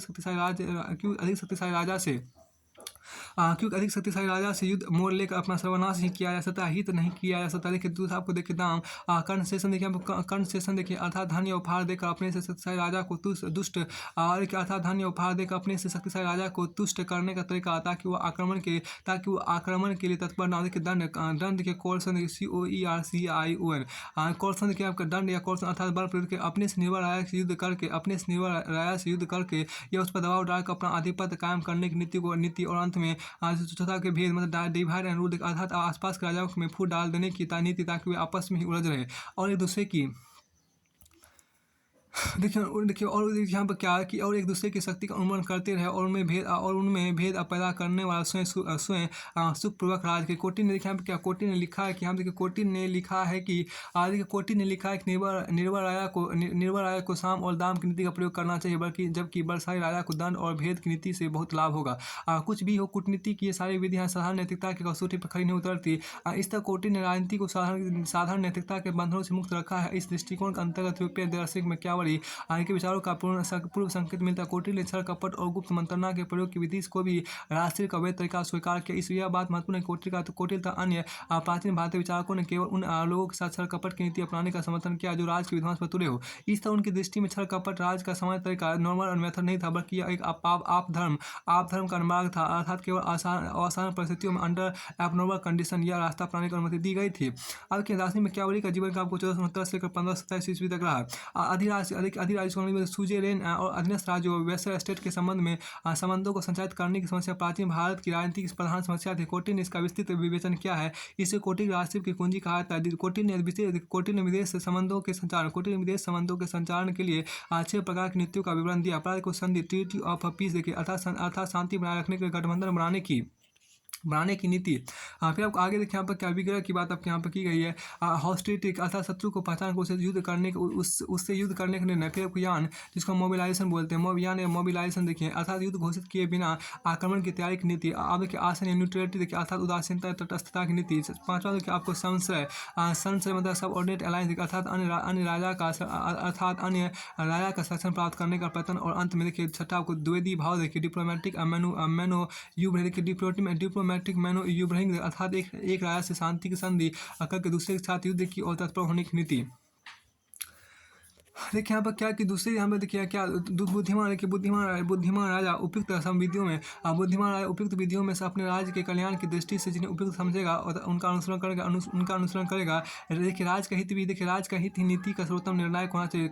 कोरी वीरता या पराक्रम के प्रदर्शन के लिए किसी नीति का अनुसरण नहीं करना चाहिए। कोटि के अनुसार यदि कोई राजा अपने से बलशाली राजा के साथ शांति संधि कर लेता परंतु बाद में वह अनुभव करता है कि वह स्वयं पर्याप्त शक्तिशाली हो गया है तो उसे पुरानी शांति संधि तोड़कर अपनी शक्ति के अनुरूप नई नीति का निर्णय करना चाहिए। और यहाँ भी कौटिल्य ने राजनीति को साधारण नैतिकता के बंधन से मुक्त रखा है। वैसे युद्ध के मामले में कौटिल्य ने नैतिक बंधनों को गौण मानते हुए शत्रु पर विजय प्राप्त करने के सब तरह के साधनों का समर्थन किया है। फिर उन्होंने विजित देश के साथ मृदु व्यवहार का विधान किया है। कौटिल्य अनुसार विजेता राज को विजित देश की प्रजा के मानवीय जनों का साथ देना चाहिए और वहाँ के रहन सहन भाषा रीति रिवाज मेले त्योहारों इत्यादि को अपना लेना चाहिए।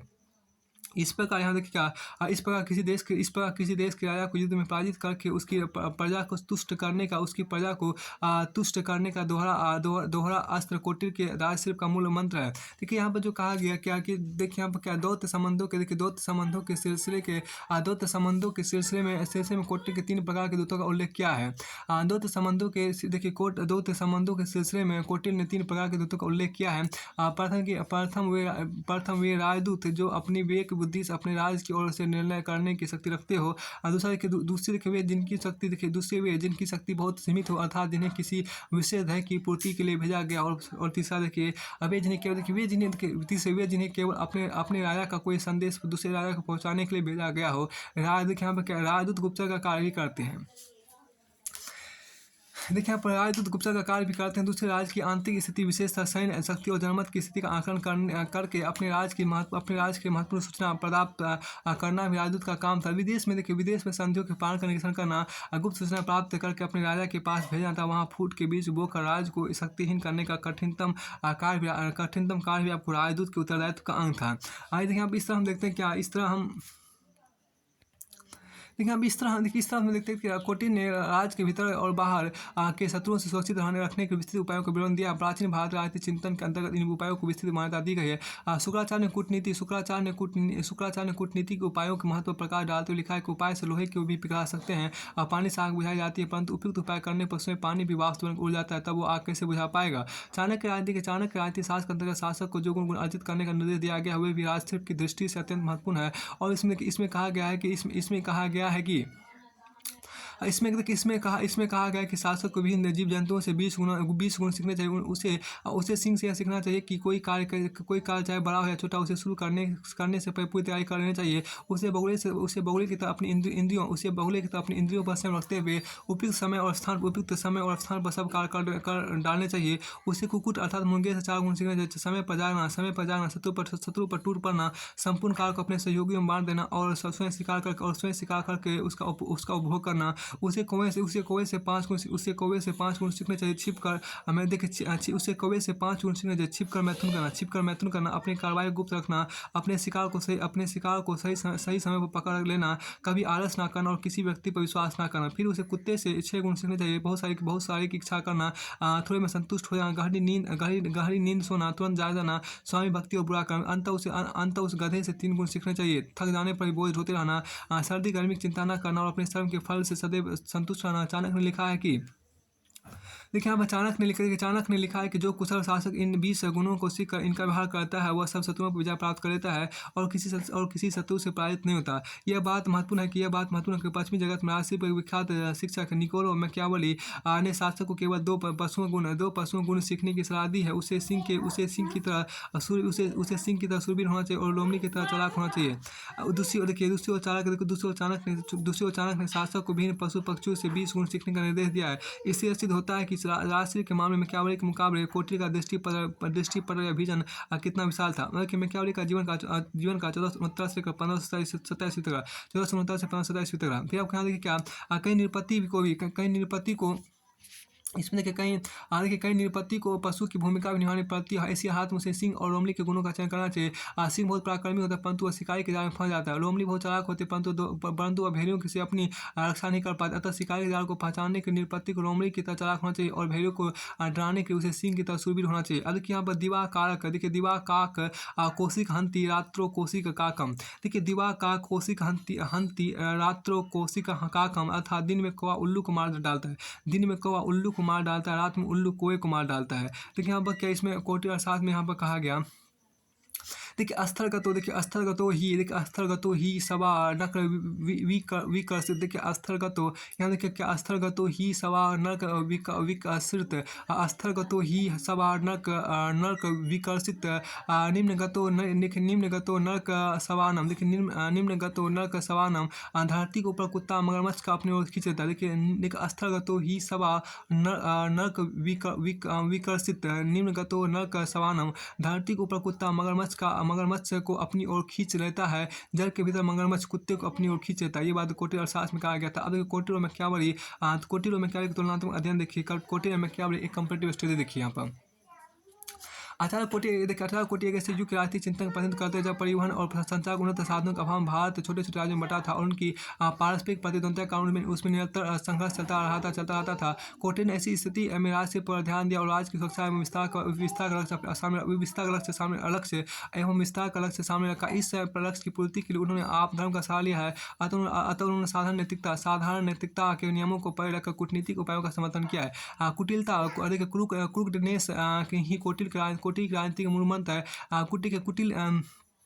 कुटिलमती इति देखिए कुटिलमती इति कोटिल, जिसकी बुद्धि कुटिल हो वही कोटिल है, ऐसा कहा जाता है। लगभग इसी तरह के विचारों की प्रतिध्वनि हम यूरोप के प्रसिद्ध विचारों को निकोलो मैकियावेली के चिंतन में मिलता है। मैकियावेली का जन्म 15वीं शताब्दी के उत्तरार्ध में इटली के फ्लोरेंस नगर में हुआ था। मैकियावेली राष्ट्र नेशनल स्टेट के सिद्धांत का प्रवर्तक था। पाश्चात्य राजनीतिक चिंतन के अंतर्गत उसने पहले राज्य की परिभाषा शक्ति पावर के संगठन के रूप में दी। यही कारण कि उसे आधुनिक राजनीतिक चिंतन का जनक माना जाता है। मैकियावेली के समय इटली अनेक राजनीतिक इकाइयों में विभक्त था जो लगातार परस्पर संघर्ष में उलझी रहती थी। इसके फलस्वरूप अव्यवस्था, प्रजातिवाद और भ्रष्टाचार का बोलबाला था। फ्रांस देखिए बाहर से फ्रांस, जर्मनी और स्पेन अपनी समाजवादी आकांक्षा की पूर्ति की इस तरह आंतरिक दुर्बलता का लाभ उठाना चाहते थे, उस पर आंख गड़ाए बैठे थे। मैकियावेली ने सोचा कि जब तक संपूर्ण इटली को एक सशक्त केंद्र सरकार की छत्रछाया में एकता और संगठन के सूत्र में नहीं पिरोया जाएगा, उसके पराधीन हो जाने का खतरा बना रहेगा। अतः देशभक्ति की भावना से प्रेरित होकर मैकियावेली ने ऐसे राजनीतिक चिंतन की नींव रखी जिसमें राज्य की सुरक्षा को प्राथमिकता दी गई थी। आचार्य कोटि की तरह मैकियावेली के राजनीतिक चिंतन में भी राज्य के सैद्धांतिक विवेचन पर उतना ध्यान नहीं दिया गया है जितना राजशिल्प या राजमर्मज्ञ की कला स्टेट्समैनशिप पर दिया गया है। कोटि की तरह मैकियावेली ने भी राज्य को सुदृढ़ बनाने के लक्ष्य की सिद्धि के लिए राजनीति को साधारण नैतिकता के बंधनों से मुक्त रखने का समर्थन किया। दोनों के विचार समूह स्वभाव स्वार्थी और ईर्ष्यालु प्राणी है। दोनों ने संपूर्ण राज्य के हित को ध्यान में रखते हुए जनसाधारण को अनुशासन रखने के दंड का भय दिखाने का सुझाव दिया। कोटि के अनुसार विभिन्न राज्यों के बीच अस्थायी शांति कोई संभावना नहीं है। जिस भी राजा का अभ्युदय हुआ अपने से दुर्बल राज्य पर आक्रमण करेगा ही, भले ही देखिए हम भले ही उसने उसके भले ही उसने उसके साथ शांति की संध्या कर रखी हो और सहायता का वचन दे रखा हो, लोहे के टुकड़े जब तक तपाया नहीं जाता तब तक उसे लोहे के दूसरे टुकड़े के साथ जोड़ नहीं सकते। वैसे ही युद्ध और आतंक के बिना दूसरे राज्य पर आधिपत्य स्थापित नहीं किया जा सकता। कोटी ने समाज जीवन में धर्म की प्रधानता को मान्यता देते हुए राजनीतिक जीवन में अर्थों की प्रधानता को स्वीकार किया। मैकियावेली राजनीति को धर्म के वर्चस्व से स्वतः मुक्त कर दिया और यह तर्क दिया कि राजशक्ति किसी उच्चतर नैतिक लक्ष्य का साधन नहीं है, बल्कि वो अपने आप में साधन है। शक्ति का उपार्जन, संरक्षण और विस्तार, acquisition, preservation and expansion of power he Machiavelli की राजनीतिक चिंतन का केंद्र बिंदु था। अतः उसने राजनीति में छल कपट, विश्वासघात और हिंसा का खुलेआम समर्थन किया। मैकियावेली के अनुसार जीव राजनीति के साधनों पर विचार करते समय यह देखना आवश्यक है कि साधन शक्ति उपार्जन, संरक्षण और विस्तार के लिए कहाँ तक उपादेय है। यह नहीं सोचना चाहिए कि वे किसी नैतिक या धार्मिक प्रतिमान के अनुरूप कहाँ तक है। उसे तक दिया कि निरपत्ति प्रिंस को राज्य के संरक्षण की चिंता करनी चाहिए। उसके साधन सदैव उपयुक्त मान लिए जाएंगे और उन्हें जनसाधन का अनुमोदन प्राप्त हो जाएगा। राज का हित सभी नैतिक सिद्धांतों से ऊंचा है। केवल सच्चे किंतु निर्भर राजा से कहीं अधिक यश उस राजा का होता है जो शक्तिशाली सिद्ध हो, चाहे इसके उसने झूठ और छल कपट का सहारा ही क्यों ना लिया हो। फिर भी प्रजा की दृष्टि में राजा को दया, धर्म, सत्य और मर्यादा का अवतार बनकर रहना चाहिए, ताकि कोई उसके प्रति विद्रोह की भावना से प्रेरित ना। दूसरे शब्दों में राजा को अपनी शक्ति कायम रखने के भले बुरे सभी तरह के साधनों का सहारा लेना चाहिए, परंतु कुशल प्रचार के बल पर अपनी सत्यता का ढोंग करना चाहिए और इस तरह निरंतर प्रजा का विश्वास पर बने रहना चाहिए। दूसरी ओर आचार्य कोटी ने केवल आप धर्म के तौर पर साधारण नैतिकता में ढील देने का समर्थन किया, परंतु समान व्यवहार में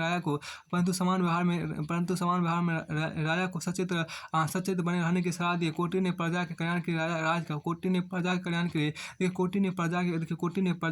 के लिए राज का जितना विस्तृत दायित्व निर्वाहित किया है, इस वैसी मैकियावेली के चिंतन में कहीं नहीं मिलता। अब आपको आगे आप देखिए क्या देखिए, यहाँ पर खास देखिए कोटिल और मैकियावेली का तुलनात्मक अध्ययन। देखिए कोटिल और मैकियावेली का तुलनात्मक अध्ययन, comparative study of Kautilya and Machiavelli. देखिए विवेच विषय देखिए द इशू आपको है एक कॉलम में, फिर आपको कोटिल की स्थिति, कोटिल पोजिशन, फिर आपको मैकियावेली की स्थिति है। तो विवेच विषय जो आपको ऐतिहासिक संदर्भ देखिए, आपको हिस्टोरिकल कंटेक्स्ट में देखिए कोटिल में आपको प्राचीन भारतीय विचारक थे और ये जो मैकियावेली थे वो आपको आधुनिक यूरोपीय विचारक थे। फिर कि क्या विशेष योगदान, स्पेशल कंट्रीब्यूशन क्या कोटिल ने भारतीय राजनीतिक चिंतन की परंपरा को आगे बढ़ाया और धर्म के सापेक्ष महत्व को स्वीकार किया। उन्होंने महाभारत के चिंतन के अनुरूप कूटनीति में आप धर्म के प्रयोग को बढ़ावा दिया। अब क्या मैकियावेली ने क्या विशेष योगदान दिया कि मैकियावेली ने आपको मध्ययुगीन यूरोप में परिचित धार्मिक प्रावधान की परंपरा पर पटाक्षेप करके आधुनिक राष्ट्र राजनेशन स्टेट के संगठन के राजनीति को धर्म से पृथक रखने की वकालत की।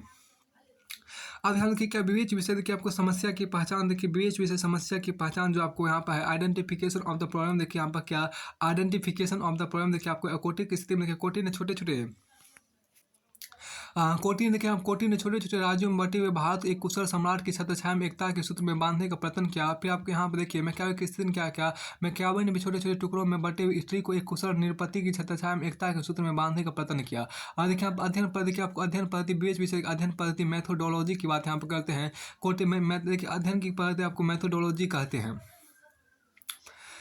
हाँ देखिए यहाँ पर क्या कि अध्ययन की पद्धति मैथोडोलॉजी कहते हैं। यहाँ पर अध्ययन की पद्धति मैथोडोलॉजी कहते हैं। कोटि की स्थिति हम देखिए कोटिल ने हिंदू शास्त्रों में विविध मान्यताओं का अनुसार अर्थशास्त्र के सिद्धांतों का निरूपण किया। उन्होंने इतिहास के उदाहरण एकत्र नहीं किए। अब इसके देखिए यहाँ पर अध्ययन पद्धति मैकियावेली ने प्राचीन रोम के इतिहास के उदाहरण एकत्र करके अपनी मान्यताओं की पुष्टि की। अब राजनीतिक उद्देश्य ऑब्जेक्टिव ऑफ पॉलिटिक्स क्या आपको कोटिल ने क्या दिया, शक्ति को उपार्जन परीक्षण और विस्तार के राजनीतिक उद्देश्य के अंतर्गत मैकियावेली ने क्या शक्ति को उपार्जन परीक्षण और विस्तार, यही तीनों से में क्या। अब निरपत्ति के क्षेत्र कैसा होना चाहिए, expected character of the king कैसा होना चाहिए। तो कोटि ने कहा कोटि के अनुसार को निरपत्ति को स्वयं सचेत और धर्मपरायण होना चाहिए और राजधर्म का पालन करना चाहिए। कोई केवल आप धर्म के अंतर्गत कुछ ऐसे उपाय किए जा सकते हैं जो नैतिकता की कसौटी पर खरे नहीं उतरते हैं। मैकियावेली के अनुसार को निरपत्ति के सचेत होना जरूरी नहीं है, उसे सच्चाईता का ढोंग रचा कर लोगों की श्रद्धा प्राप्त करनी चाहिए और राज की शक्ति बढ़ाने के उपाय करते समय नैतिकता की चिंता नहीं करनी चाहिए। देखिए यहाँ पर साधन और साध के मीन्स एंड इन्स की बात यहाँ पर की गई है। उसमें देखिए कौटिल्य के अनुसार देखिए साधन तो उत्तम साध की सिद्धि के लिए उचित साधन अपनाने चाहिए। केवल असामान्य परिस्थितियों में उत्तम साध की सिद्धि के लिए अनैतिक साधन अपनाए जा सकते हैं। अब इसमें मैक्यावली मैक्यावली केवल साध देखिए मैक्यावली केवल देखिए मैक्यावली केवल साध उत्तम देखिए मैं साध उत्तम होना चाहिए। उसकी सिद्धि हो जाने पर अनैतिक साधनों के प्रयोग को क्षमा कर दिया जाएगा। कूटनीति देखिए कूटनीति और राजनीति देखिए डिप्लोमेसी एंड स्टेट क्राफ्ट की बात देखिए यहाँ पर क्या इसमें कौटिल्य ने क्या क्या कुशल निरपत्ति को अपने विरोधियों पर विजय प्राप्त करने के लिए यथा अवसर साम दाम दंड भेद का सहारा लेना चाहिए। और यहाँ पर देखिए मैक्यावली ने क्या क्या निरपत्ति को अपने विरोधियों पर विजय प्राप्त करने के लिए सिंह की तरह पराक्रमी और रोमनी की तरह धूर्त होना चाहिए। देखिए यहाँ पर क्या कि कौटिल्य ने यहाँ पे कौटिल्य ने कूटनीति के जिन साधनों का कौटिल्य ने कूटनीति के जिन साधनों का जिन कौटिल्य ने कूटनीति के जिन साधनों का विधियों जिन साधनों में विधियों साम दाम एवं दंड भेद का समर्थन किया है वे इसी दृष्टिकोण की पुष्टि करते हैं। इनमें देखिए इनमें राजशक्ति के संरक्षण को मुख्य लक्ष्य मानते हुए समान नैतिकता के सिद्धांतों का गौण स्थान दिया है। गुप्तचर व्यवस्था देखिए गुप्तचर व्यवस्था के संदर्भ में कौटिल्य ने ऐसे गुप्तचर रखने की सलाह भी दी है जिनका कार्य गुप्त रूप से राजा के शत्रुओं की हत्या करा देना था। और ऐसे गुप्तचर रखने का सुझाव भी दिया है जो परोक्ष रूप से राजा के यश का प्रचार कर राजदूत के कार्य उन्होंने ऐसे कार्य भी गिनाए हैं। हाँ जिनका ध्येय विदेश में राजद्रोह को प्रोत्साहन देना और विदेशी राज्यों के बीच फूट को बढ़ावा देकर उन्हें शक्तिहीन कर देना था। उनका विचार है कि जब राजा शक्ति अर्जित कर ले तो वह पुरानी शांति संधियों आश्वासनों और प्रतिज्ञाओं को तोड़कर दूसरों पर अपना आधिपत्य जमाने के लिए स्वतंत्र है। देखिए समान नैतिकता का कौन सा नियम इन सिद्धांतों अनुरूप हो सकता है। इस तुलनात्मक अध्ययन से स्पष्ट हो जाता है कि राज की सुरक्षा के विषय में आपको कौटिल्य और मैकियावेली के दृष्टिकोण में अत्यधिक समानता है। और जहाँ कहीं राजनीति में छल कपट और धूर्तता के प्रयोग को मान्यता दी जाती है कौटिल्य और मैकियावेली का नाम अनायास जीवा पर आ जाता है। परंतु धर्म के प्रति कौटिल्य की प्रतिक्रिया उतनी तीव्र नहीं थी जितनी मैकियावेली की थी। कौटिल्य ने अर्थशास्त्र में धर्म को विशेष मान्यता दी है क्योंकि वह तत्कालीन सामाजिक संगठन का प्राण था। परंतु धर्म और अर्थ में द्वंद्व कन्फ्लिक्ट पैदा होने पर कौटिल्य ने अर्थ की तुलना में धर्म को गौण माना है। दूसरी मैकियावेली राजनीति के संचार में धर्म को नगण्य बना दिया है। कई लेखक मैकियावेली की तुलना में कौटिल्य को अधिक विवेकशील और दूरदर्शी मानते हैं। चाणक्य को भारत का मैकियावेली कहा जाता है। यह तुलना कुछ हद तक युक्ति संगत है परंतु चाणक्य का व्यक्तित्व हर तरह से बड़ा था। वो अधिक बुद्धिमान और कर्मठ था। अपने लक्ष्य की सिद्धि के मामले में चाणक्य उचित अनुचित की चिंता नहीं करता था। वह कहीं झुकने को भी तैयार नहीं था। फिर भी वह यह बात कभी नहीं भूला कि बुद्धिमान और सिद्धांत प्रायण शत्रु को कुचल नहीं डालना चाहिए बल्कि उसके दिल को जितना चाहिए। Jawaharlal Nehru discovery of India Bharat के कोई भी रिसर्च में कहा था। यहाँ से यदि आपको खत्म होता है। अब यहाँ देखिए क्या शुक्राचार्य देखिए आपको शुक्राचार्य अर्थशास्त्र के व्याख्याकार शुक्राचार्य द इंटरप्रेटर ऑफ अर्थशास्त्र। यहाँ देखिए शुक्रनीति के देन देखिए आप लीगेसी ऑफ शुक्रनीति देखिए। भारत राजनीतिक चिंतन इतिहास में महर्षि शुक्र या शुक्राचार्य शुक्रनीति सार के प्रणेता के रूप में विख्यात है। उनका विशेष योगदान अर्थशास्त्र के व्याख्याकार के रूप में है। वस्तुतः शुक्राचार्य ने अपने मौलिक चिंतन और कुशल बुद्धि के बल पर अर्थशास्त्र की परंपरा को आगे बढ़ाया है। अब शुक्राचार्य वस्तुतः कौन थे यह विवाद का विषय है। पौराणिक कथाओं के अनुसार देवताओं और असुरों या दैत्यों निरंतर संग्राम चलता रहता था। देवताओं के गुरु बृहस्पति थे। देवताओं के गुरु बृहस्पति थे। असुरों के गुरु शुक्राचार्य थे। शुक्राचार्य की लक्षण प्रतिभा और अनोखी सूझबूझ के कारण ही असुरों की शक्ति और सिद्धियां देवताओं से कम नहीं थी। एक कथा के अनुसार देवताओं ने समुद्र मंथन से निकलने वाले अमृत पे का अधिकार करके अमृतत्व प्राप्त कर लिया था। अतः देवासुर संग्राम में केवल असुरों की मृत्यु होती थी, देवताओं की मृत्यु हो ही नहीं सकती थी। इसके प्रतिकार के शुक्राचार्य ने संजीवनी का आविष्कार किया जिसके मृतक को पुनर्जीवित किया जा सकता है। इस तरह असुरों को अमरतत्व तो प्राप्त नहीं हो सका परंतु उन्होंने संजीवनी के सहारे मृत्यु पर विजय प्राप्त करने की युक्ति निकाल ली। कुछ भी हो शुक्रनीति जिस रूप में हमें उपलब्ध है उसे किसी पौराणिक चरित्र की कृति तो नहीं माना जा सकता। इसका रचयिता कोई मनुष्य नहीं रहा होगा जिसने संभवतः राजनीति शास्त्र क्षेत्र में शुक्राचार्य के नाम से जुड़ी हुई विद्या को मनुष्यों तक पहुंचाने का प्रयत्न किया है। यह भी संभव है कि मूलतः किसी एक व्यक्ति ने लिखा परंतु बाद अनेक विद्वानों ने उसमें अपनी ओर से कुछ न कुछ जोड़ दिया हो। देखिए सुख नीति के वर्तमान रूप में रचनाकार के बारे में भी विद्वानों में मतभेद है। कुछ विद्वान इसे 8वीं शताब्दी ईस्वी की रचना मानते हैं, कुछ इसे 11वीं शताब्दी से लेकर 16वीं शताब्दी के 16वीं शताब्दी 16वीं शताब्दी कुछ इसे 16वीं शताब्दी तक के दौर की देन समझते हैं। कुल मिलाकर इसे भारत इतिहास के मध्य की महत्वपूर्ण कृति मानने पर कोई आपत्ति नहीं किया, परंतु इसमें जो विचार व्यक्त किए गए हैं वो वे प्राचीन भारत राजनीतिक चिंतन की परंपरा के साथ जुड़े हैं। यही कारण है कि सुकृति को प्राचीन भारतीय राजनीतिक चिंतन अंग माना गया, मध्ययुगीन चिंतन का अंग नहीं माना जाता। सुकृतिक अंतर राजनीतिक चिंतन के साथ लोक प्रशासन पब्लिक एडमिनिस्ट्रेशन का विस्तृत विवेचन किया गया। प्रशासनिक संयंत्र के संचालन के लिए प्रशासनिक संयंत्र के संचालन के विषय में जितने जितने विस्तृत निर्देश सुकृतिक अंतर में मिलते हैं, उतने विस्तृत निर्देश कौटिक अर्थशास्त्र बाद के अन्य किसी ग्रंथ में नहीं मिलते। राजनीति शास्त्र के अधिकांश ग्रंथों की तरह सुकृति में भी संपूर्ण विवेचन राजतंत्र मोनार्की की आवश्यकताओं को ध्यान में रखकर प्रस्तुत किया गया। वैसे भी इसकी रचना के समय भारत में गणतंत्र रिपब्लिक बहुत पहले लुप्त हो चुका था।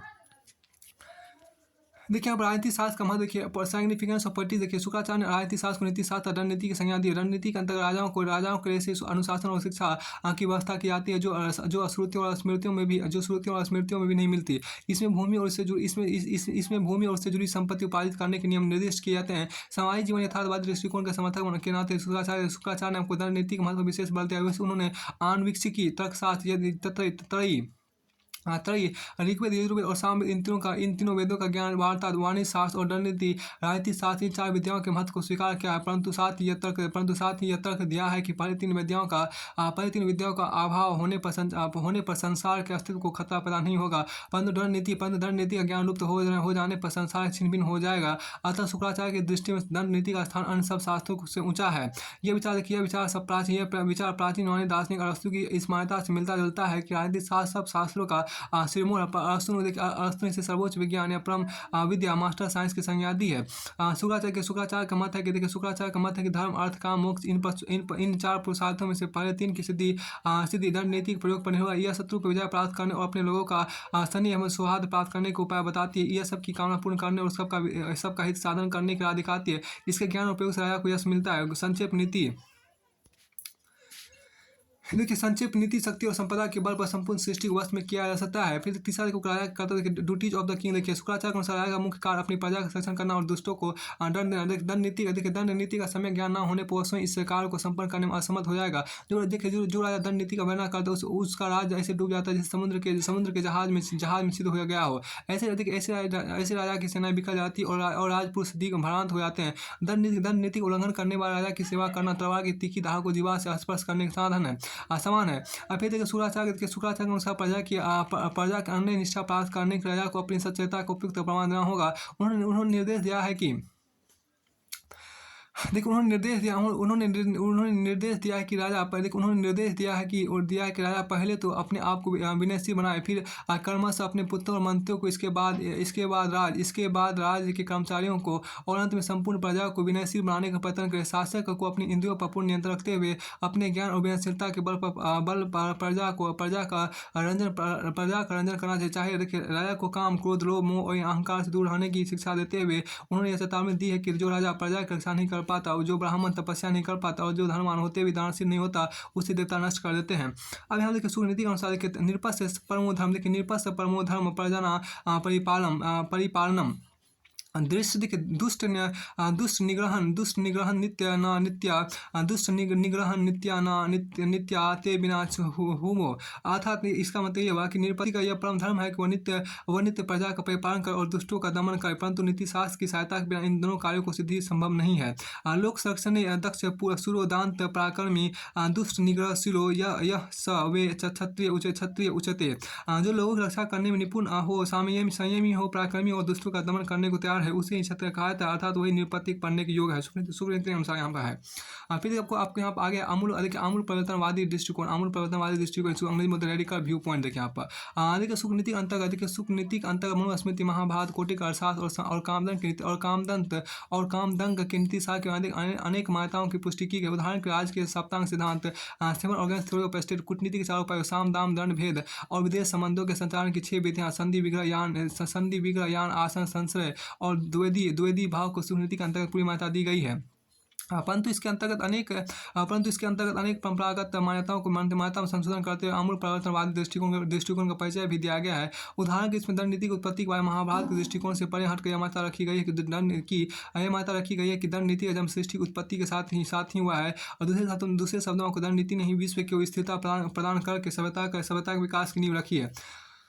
देखिए आमूल परिवर्तनवादी हम देखिए क्या देखिए मनु आमूल परिवर्तनवादी किसे कहते हैं, रेडिकल किसे कहते हैं। देखिए आमूल परिवर्तनवादी ऐसा व्यक्ति या दृष्टिकोण है जो पृथ्वी व्यवस्था या मान्यताओं को अस्वीकार करते उनमें बहुत विस्तृत और दूरगामी फार रीचिंग परिवर्तन लाना चाहता है। मनुस्मृति के अंतर्गत आया कि देवी उत्पत्ति डिवाइन ऑरिजिन ऑफ किंग के सिद्धांत का निरूपण किया गया है। सुख नीति के अंतर्गत सिद्धांत को कुछ हद तक दोहराते हुए इसमें महत्वपूर्ण संशोधन कर दिए गए हैं। इसमें यह स्वीकार किया गया है कि आदर्श आयाम को इंद्र, वायु, यम, सूर्य, यज्ञ, वरुण, चंद्रमा और कुबेर के गुण पाए जाते हैं। इंद्र के यहाँ पर पाए जाते हैं। देखिए इंद्र की तरह वह सबकी रक्षा करता है। वायु की तरह वह लोगों को कर्म और धर्म लोगों को वायु की तरह वह लोगों को कर्म की ओर प्रेरित करता है। हालांकि कुछ लोग सत्कर्म करते हैं, कुछ असत्य कर्म करते हैं, कुछ असत्य कर्म करते हैं। यम की तरह वह आपराधिक दंड देता है। सूर्य की तरह वह अधर्म के अंधकार को दूर करता है। अग्नि की तरह वह सब वस्तुओं को शुद्ध करता है। वरुण की तरह वह धान में वृद्धि करके सबका पालन करता है। चंद्रमा की तरह सबको आनंद प्रदान करता है। और कुबेर की तरह वह धन संपदा को संभालता है। शुक्राचार्य के अनुसार राजा में सारे गुण अपने आप नहीं आए थे, बल्कि उसे कठिन परिश्रम करके अपने अंदर ये गुण पैदा करना चाहिए। अन्यथा वह कांतिहीन चंद्रमा की तरह निस्तेज हो जाएगा। उन्होंने लिखा है कि राजा को भिन्न भिन्न संदर्भों में पिता, माता, गुरु, बंधु, मित्र, कुबेर और यम के समान व्यवहार करना चाहिए। पिता की तरफ से प्रजा को गुणवान बनाना चाहिए। माता की तरफ से प्रजा का पोषण करना चाहिए और उसके छोटे मोटे अपराध क्षमा कर देना चाहिए। गुरु की तरफ से प्रजा को शिक्षा देनी चाहिए। बंधु की तरफ से प्रजा की संपत्ति में से उचित भाग लेना चाहिए, अर्थात उचित कर टैक्स लगाना चाहिए। मित्र की तरफ से प्रजा को विश्वासपात बनाना चाहिए। कुबेर की तरफ से संपदा को वितरण करना चाहिए और यम की तरफ दुष्टों को दंड देना चाहिए। इस तरह शुक्राचार्य राजा की देवी उत्पत्ति विचार को एक स्वाभाविक स्थिति के रूप में स्वीकार नहीं किया, बल्कि राजा को निर्देश दिया है कि उसे प्रजा का स्नेह और सम्मान प्राप्त करने के अपने अंदर देवी गुण पैदा करने चाहिए। ऐसा ऐतिहासिक दृष्टि से ऐसा प्रतीत होता है कि सुख नीति के रचना काल में सब राजाओं का चित्त इतना ऊंचा नहीं रह गया जितना मनुस्मृति में विविध था। अतः उन दिनों राजा की देवी अधिकार divine right of the kingship को एक समान नियम के रूप में स्वीकार करना कठिन हो गया था। ऐसी हालत में एक और राजा के कर्तव्य पर देना जरूरी था, दूसरी और प्रजा को भी अधिकार देना जरूरी था कि वह भिन्न भिन्न राजाओं के चरित्र को परख कर उनके साथ भिन्न भिन्न व्यवहार कर सके। सुख नीति ने ये दोनों जरूरतों को पूरा करने के एक बेड़ा उठाया। सुनीति ने ये दोनों जरूरतें पूरी करने का बेड़ा उठाया। एक कथा के अनुसार जब कई राजा लोगों पर अत्याचार करने लगे, तब लोगों ने मनुष्यों गुरु अच्छा मनु की बात काटने के लिए असुरों के गुरु शुक्राचार्य से मार्गदर्शन प्राप्त करने की ठान ली। शुक्राचार्य ने राजा की दैवीय उत्पत्ति के सिद्धांत में संशोधन करते उन्हें यह निर्देश दिया कि प्रकृति में 3 गुण पाए थे। सत्व, रजस और तमस। भिन्न राजाओं में इन तीनों में से किसी एक गुणों की प्रधानता पाई जाती। अतः राजा भी 3 प्रकार होते। केवल सतोगुणी राजा में ही देव प्रकृति डिवाइन नेचर के लक्षण पाए जाते हैं। वही देवतुल्य है। देखिए आप वही देवतुल्य उसमें कोई त्रुटि नहीं हो सकता। उसकी सत्ता निर्विवाद है। रजोगुण प्रधान राजा साधारण मानव के तुल्य है, उससे त्रुटि हो सकती है। अतः ऐसा लगने पर उसे चुनौती दी जा सकती है। परंतु तमोगुण प्रधान राजा राक्षसी प्रकृति का उदाहरण प्रस्तुत करता है और वह स्वभाव से अत्याचारी होता है। ऐसे राजा का वध करना न्यायसंगत होगा। इस तरह सुखनीति के अंतर्गत 3 तरह के राजाओं का वर्णन करते हुए सबके साथ भिन्न विभाग का निर्देश दिया गया है। इसमें यह कहा गया कि जो राजा धर्म और नैतिकता के मार्ग पर चलना छोड़ दे उसका त्याग कर चाहिए। राजशक्ति में यथार्थवादी दृष्टिकोण अपनाते हुए शुक्राचार्य ने यहाँ तक कहा है कि ब्राह्मण ने राजा को प्रकट रूप में तो स्वामी बनाया, परंतु वस्तुतः उसने इसे प्रजा से कर इत्यादि रूप में अपना भाग प्राप्त करने वाले भीड़ या सेवक बनाया, ताकि वह सर्वदा इस प्रजा का पालन कर सके। सुख नीति के अनुसार कोई भी राजा जन्म से राजा नहीं होता। वह कठोर अनुशासन का पालन करके शौर्य, शक्ति और पराक्रम का परिचय देकर ही अपने पद को सार्थक करता है। इस नियम को सब मनुष्यों पर लागू करते हुए शुक्राचार्य ने यहाँ तक लिखा है कि वर्ण व्यवस्था के अंतर्गत व्यक्ति की स्थिति उसके गुण उसके गुण और कर्म से निर्धारित होती है, उस जन्म से नहीं। वर्ण व्यवस्था के अंतर्गत व्यक्ति की स्थिति उसके गुण और कर्म से निर्धारित होती है, जन्म से नहीं। अब के निष्कर्ष या कंक्लूजन की बात है, देखिए सुख नीतिक अंतर्गत राजा, उसके मंत्री और राज्य पुरुषों के कृत्यों का विस्तृत विवरण दिया गया है। साथ ही साथ विदेश नीति के संचार और युद्ध की विधियों का विस्तृत विवेचन किया गया है। इसमें सैन्य संगठन, मिलिट्री ऑर्गेनाइजेशन की सभी समस्याओं के समाधान सुझाए गए हैं। न्यायिक प्रशासन, सिविल एडमिनिस्ट्रेशन के विविध पक्षों पर प्रकाश डाला गया है और न्याय प्रशासन, जुडिशियल एडमिनिस्ट्रेशन के लिए विस्तृत निर्देश दिए गए हैं। शुक्राचार्य देखिए, शुक्राचार्य की दृष्टि में राज्य ऐसा संगठन जिसका ध्येय प्रजा के कल्याण को बढ़ावा देना, उसे न केवल अपराध और अव्यवस्था का दमन करना चाहिए, बल्कि धूर्त की जुए और मदपान जैसी समाज विरोधी कृतियों पर नियंत्रण रखना भी उसका कर्तव्य है। इनके अलावा राज्य के यातायात के मार्गों, विश्राम मार्ग और चिकित्सालयों का निर्माण और रख रखाव करना चाहिए। उसे अपने राज्यों में विद्या अध्ययन को भी प्रोत्साहन देना चाहिए। उसे व्यापार को बढ़ावा देना चाहिए। खान वन उपवन और उद्योग स्थापित करके तथा सिंचाई की योजना चलाकर देश के संसाधनों की वृद्धि करनी चाहिए। शुक्राचार्य ने यह निर्देश दिया कि राज्य को अपनी आय का कितना भाग किस मद में खर्च करना चाहिए। इस तरह राजनीति, चिंतन और लोक प्रशासन के क्षेत्र में सुख नीति एक अनूठी कीर्ति है। यहाँ से अध्याय फिनिश होता है। अब यहाँ देखिए अध्याय जो आपको यहाँ पर अध्याय छठा जो आपके यहाँ पर बौद्ध और जैन परंपरा की प्रमुख मान्यता देखिए। बौद्ध और जैन परंपरा की प्रमुख मान्यता मेन टीनेट्स देखिए, TENETS मेन टीनेट्स मतलब मान्यता जिसको बोलते हैं, main tenets of Buddhist and Jain traditions.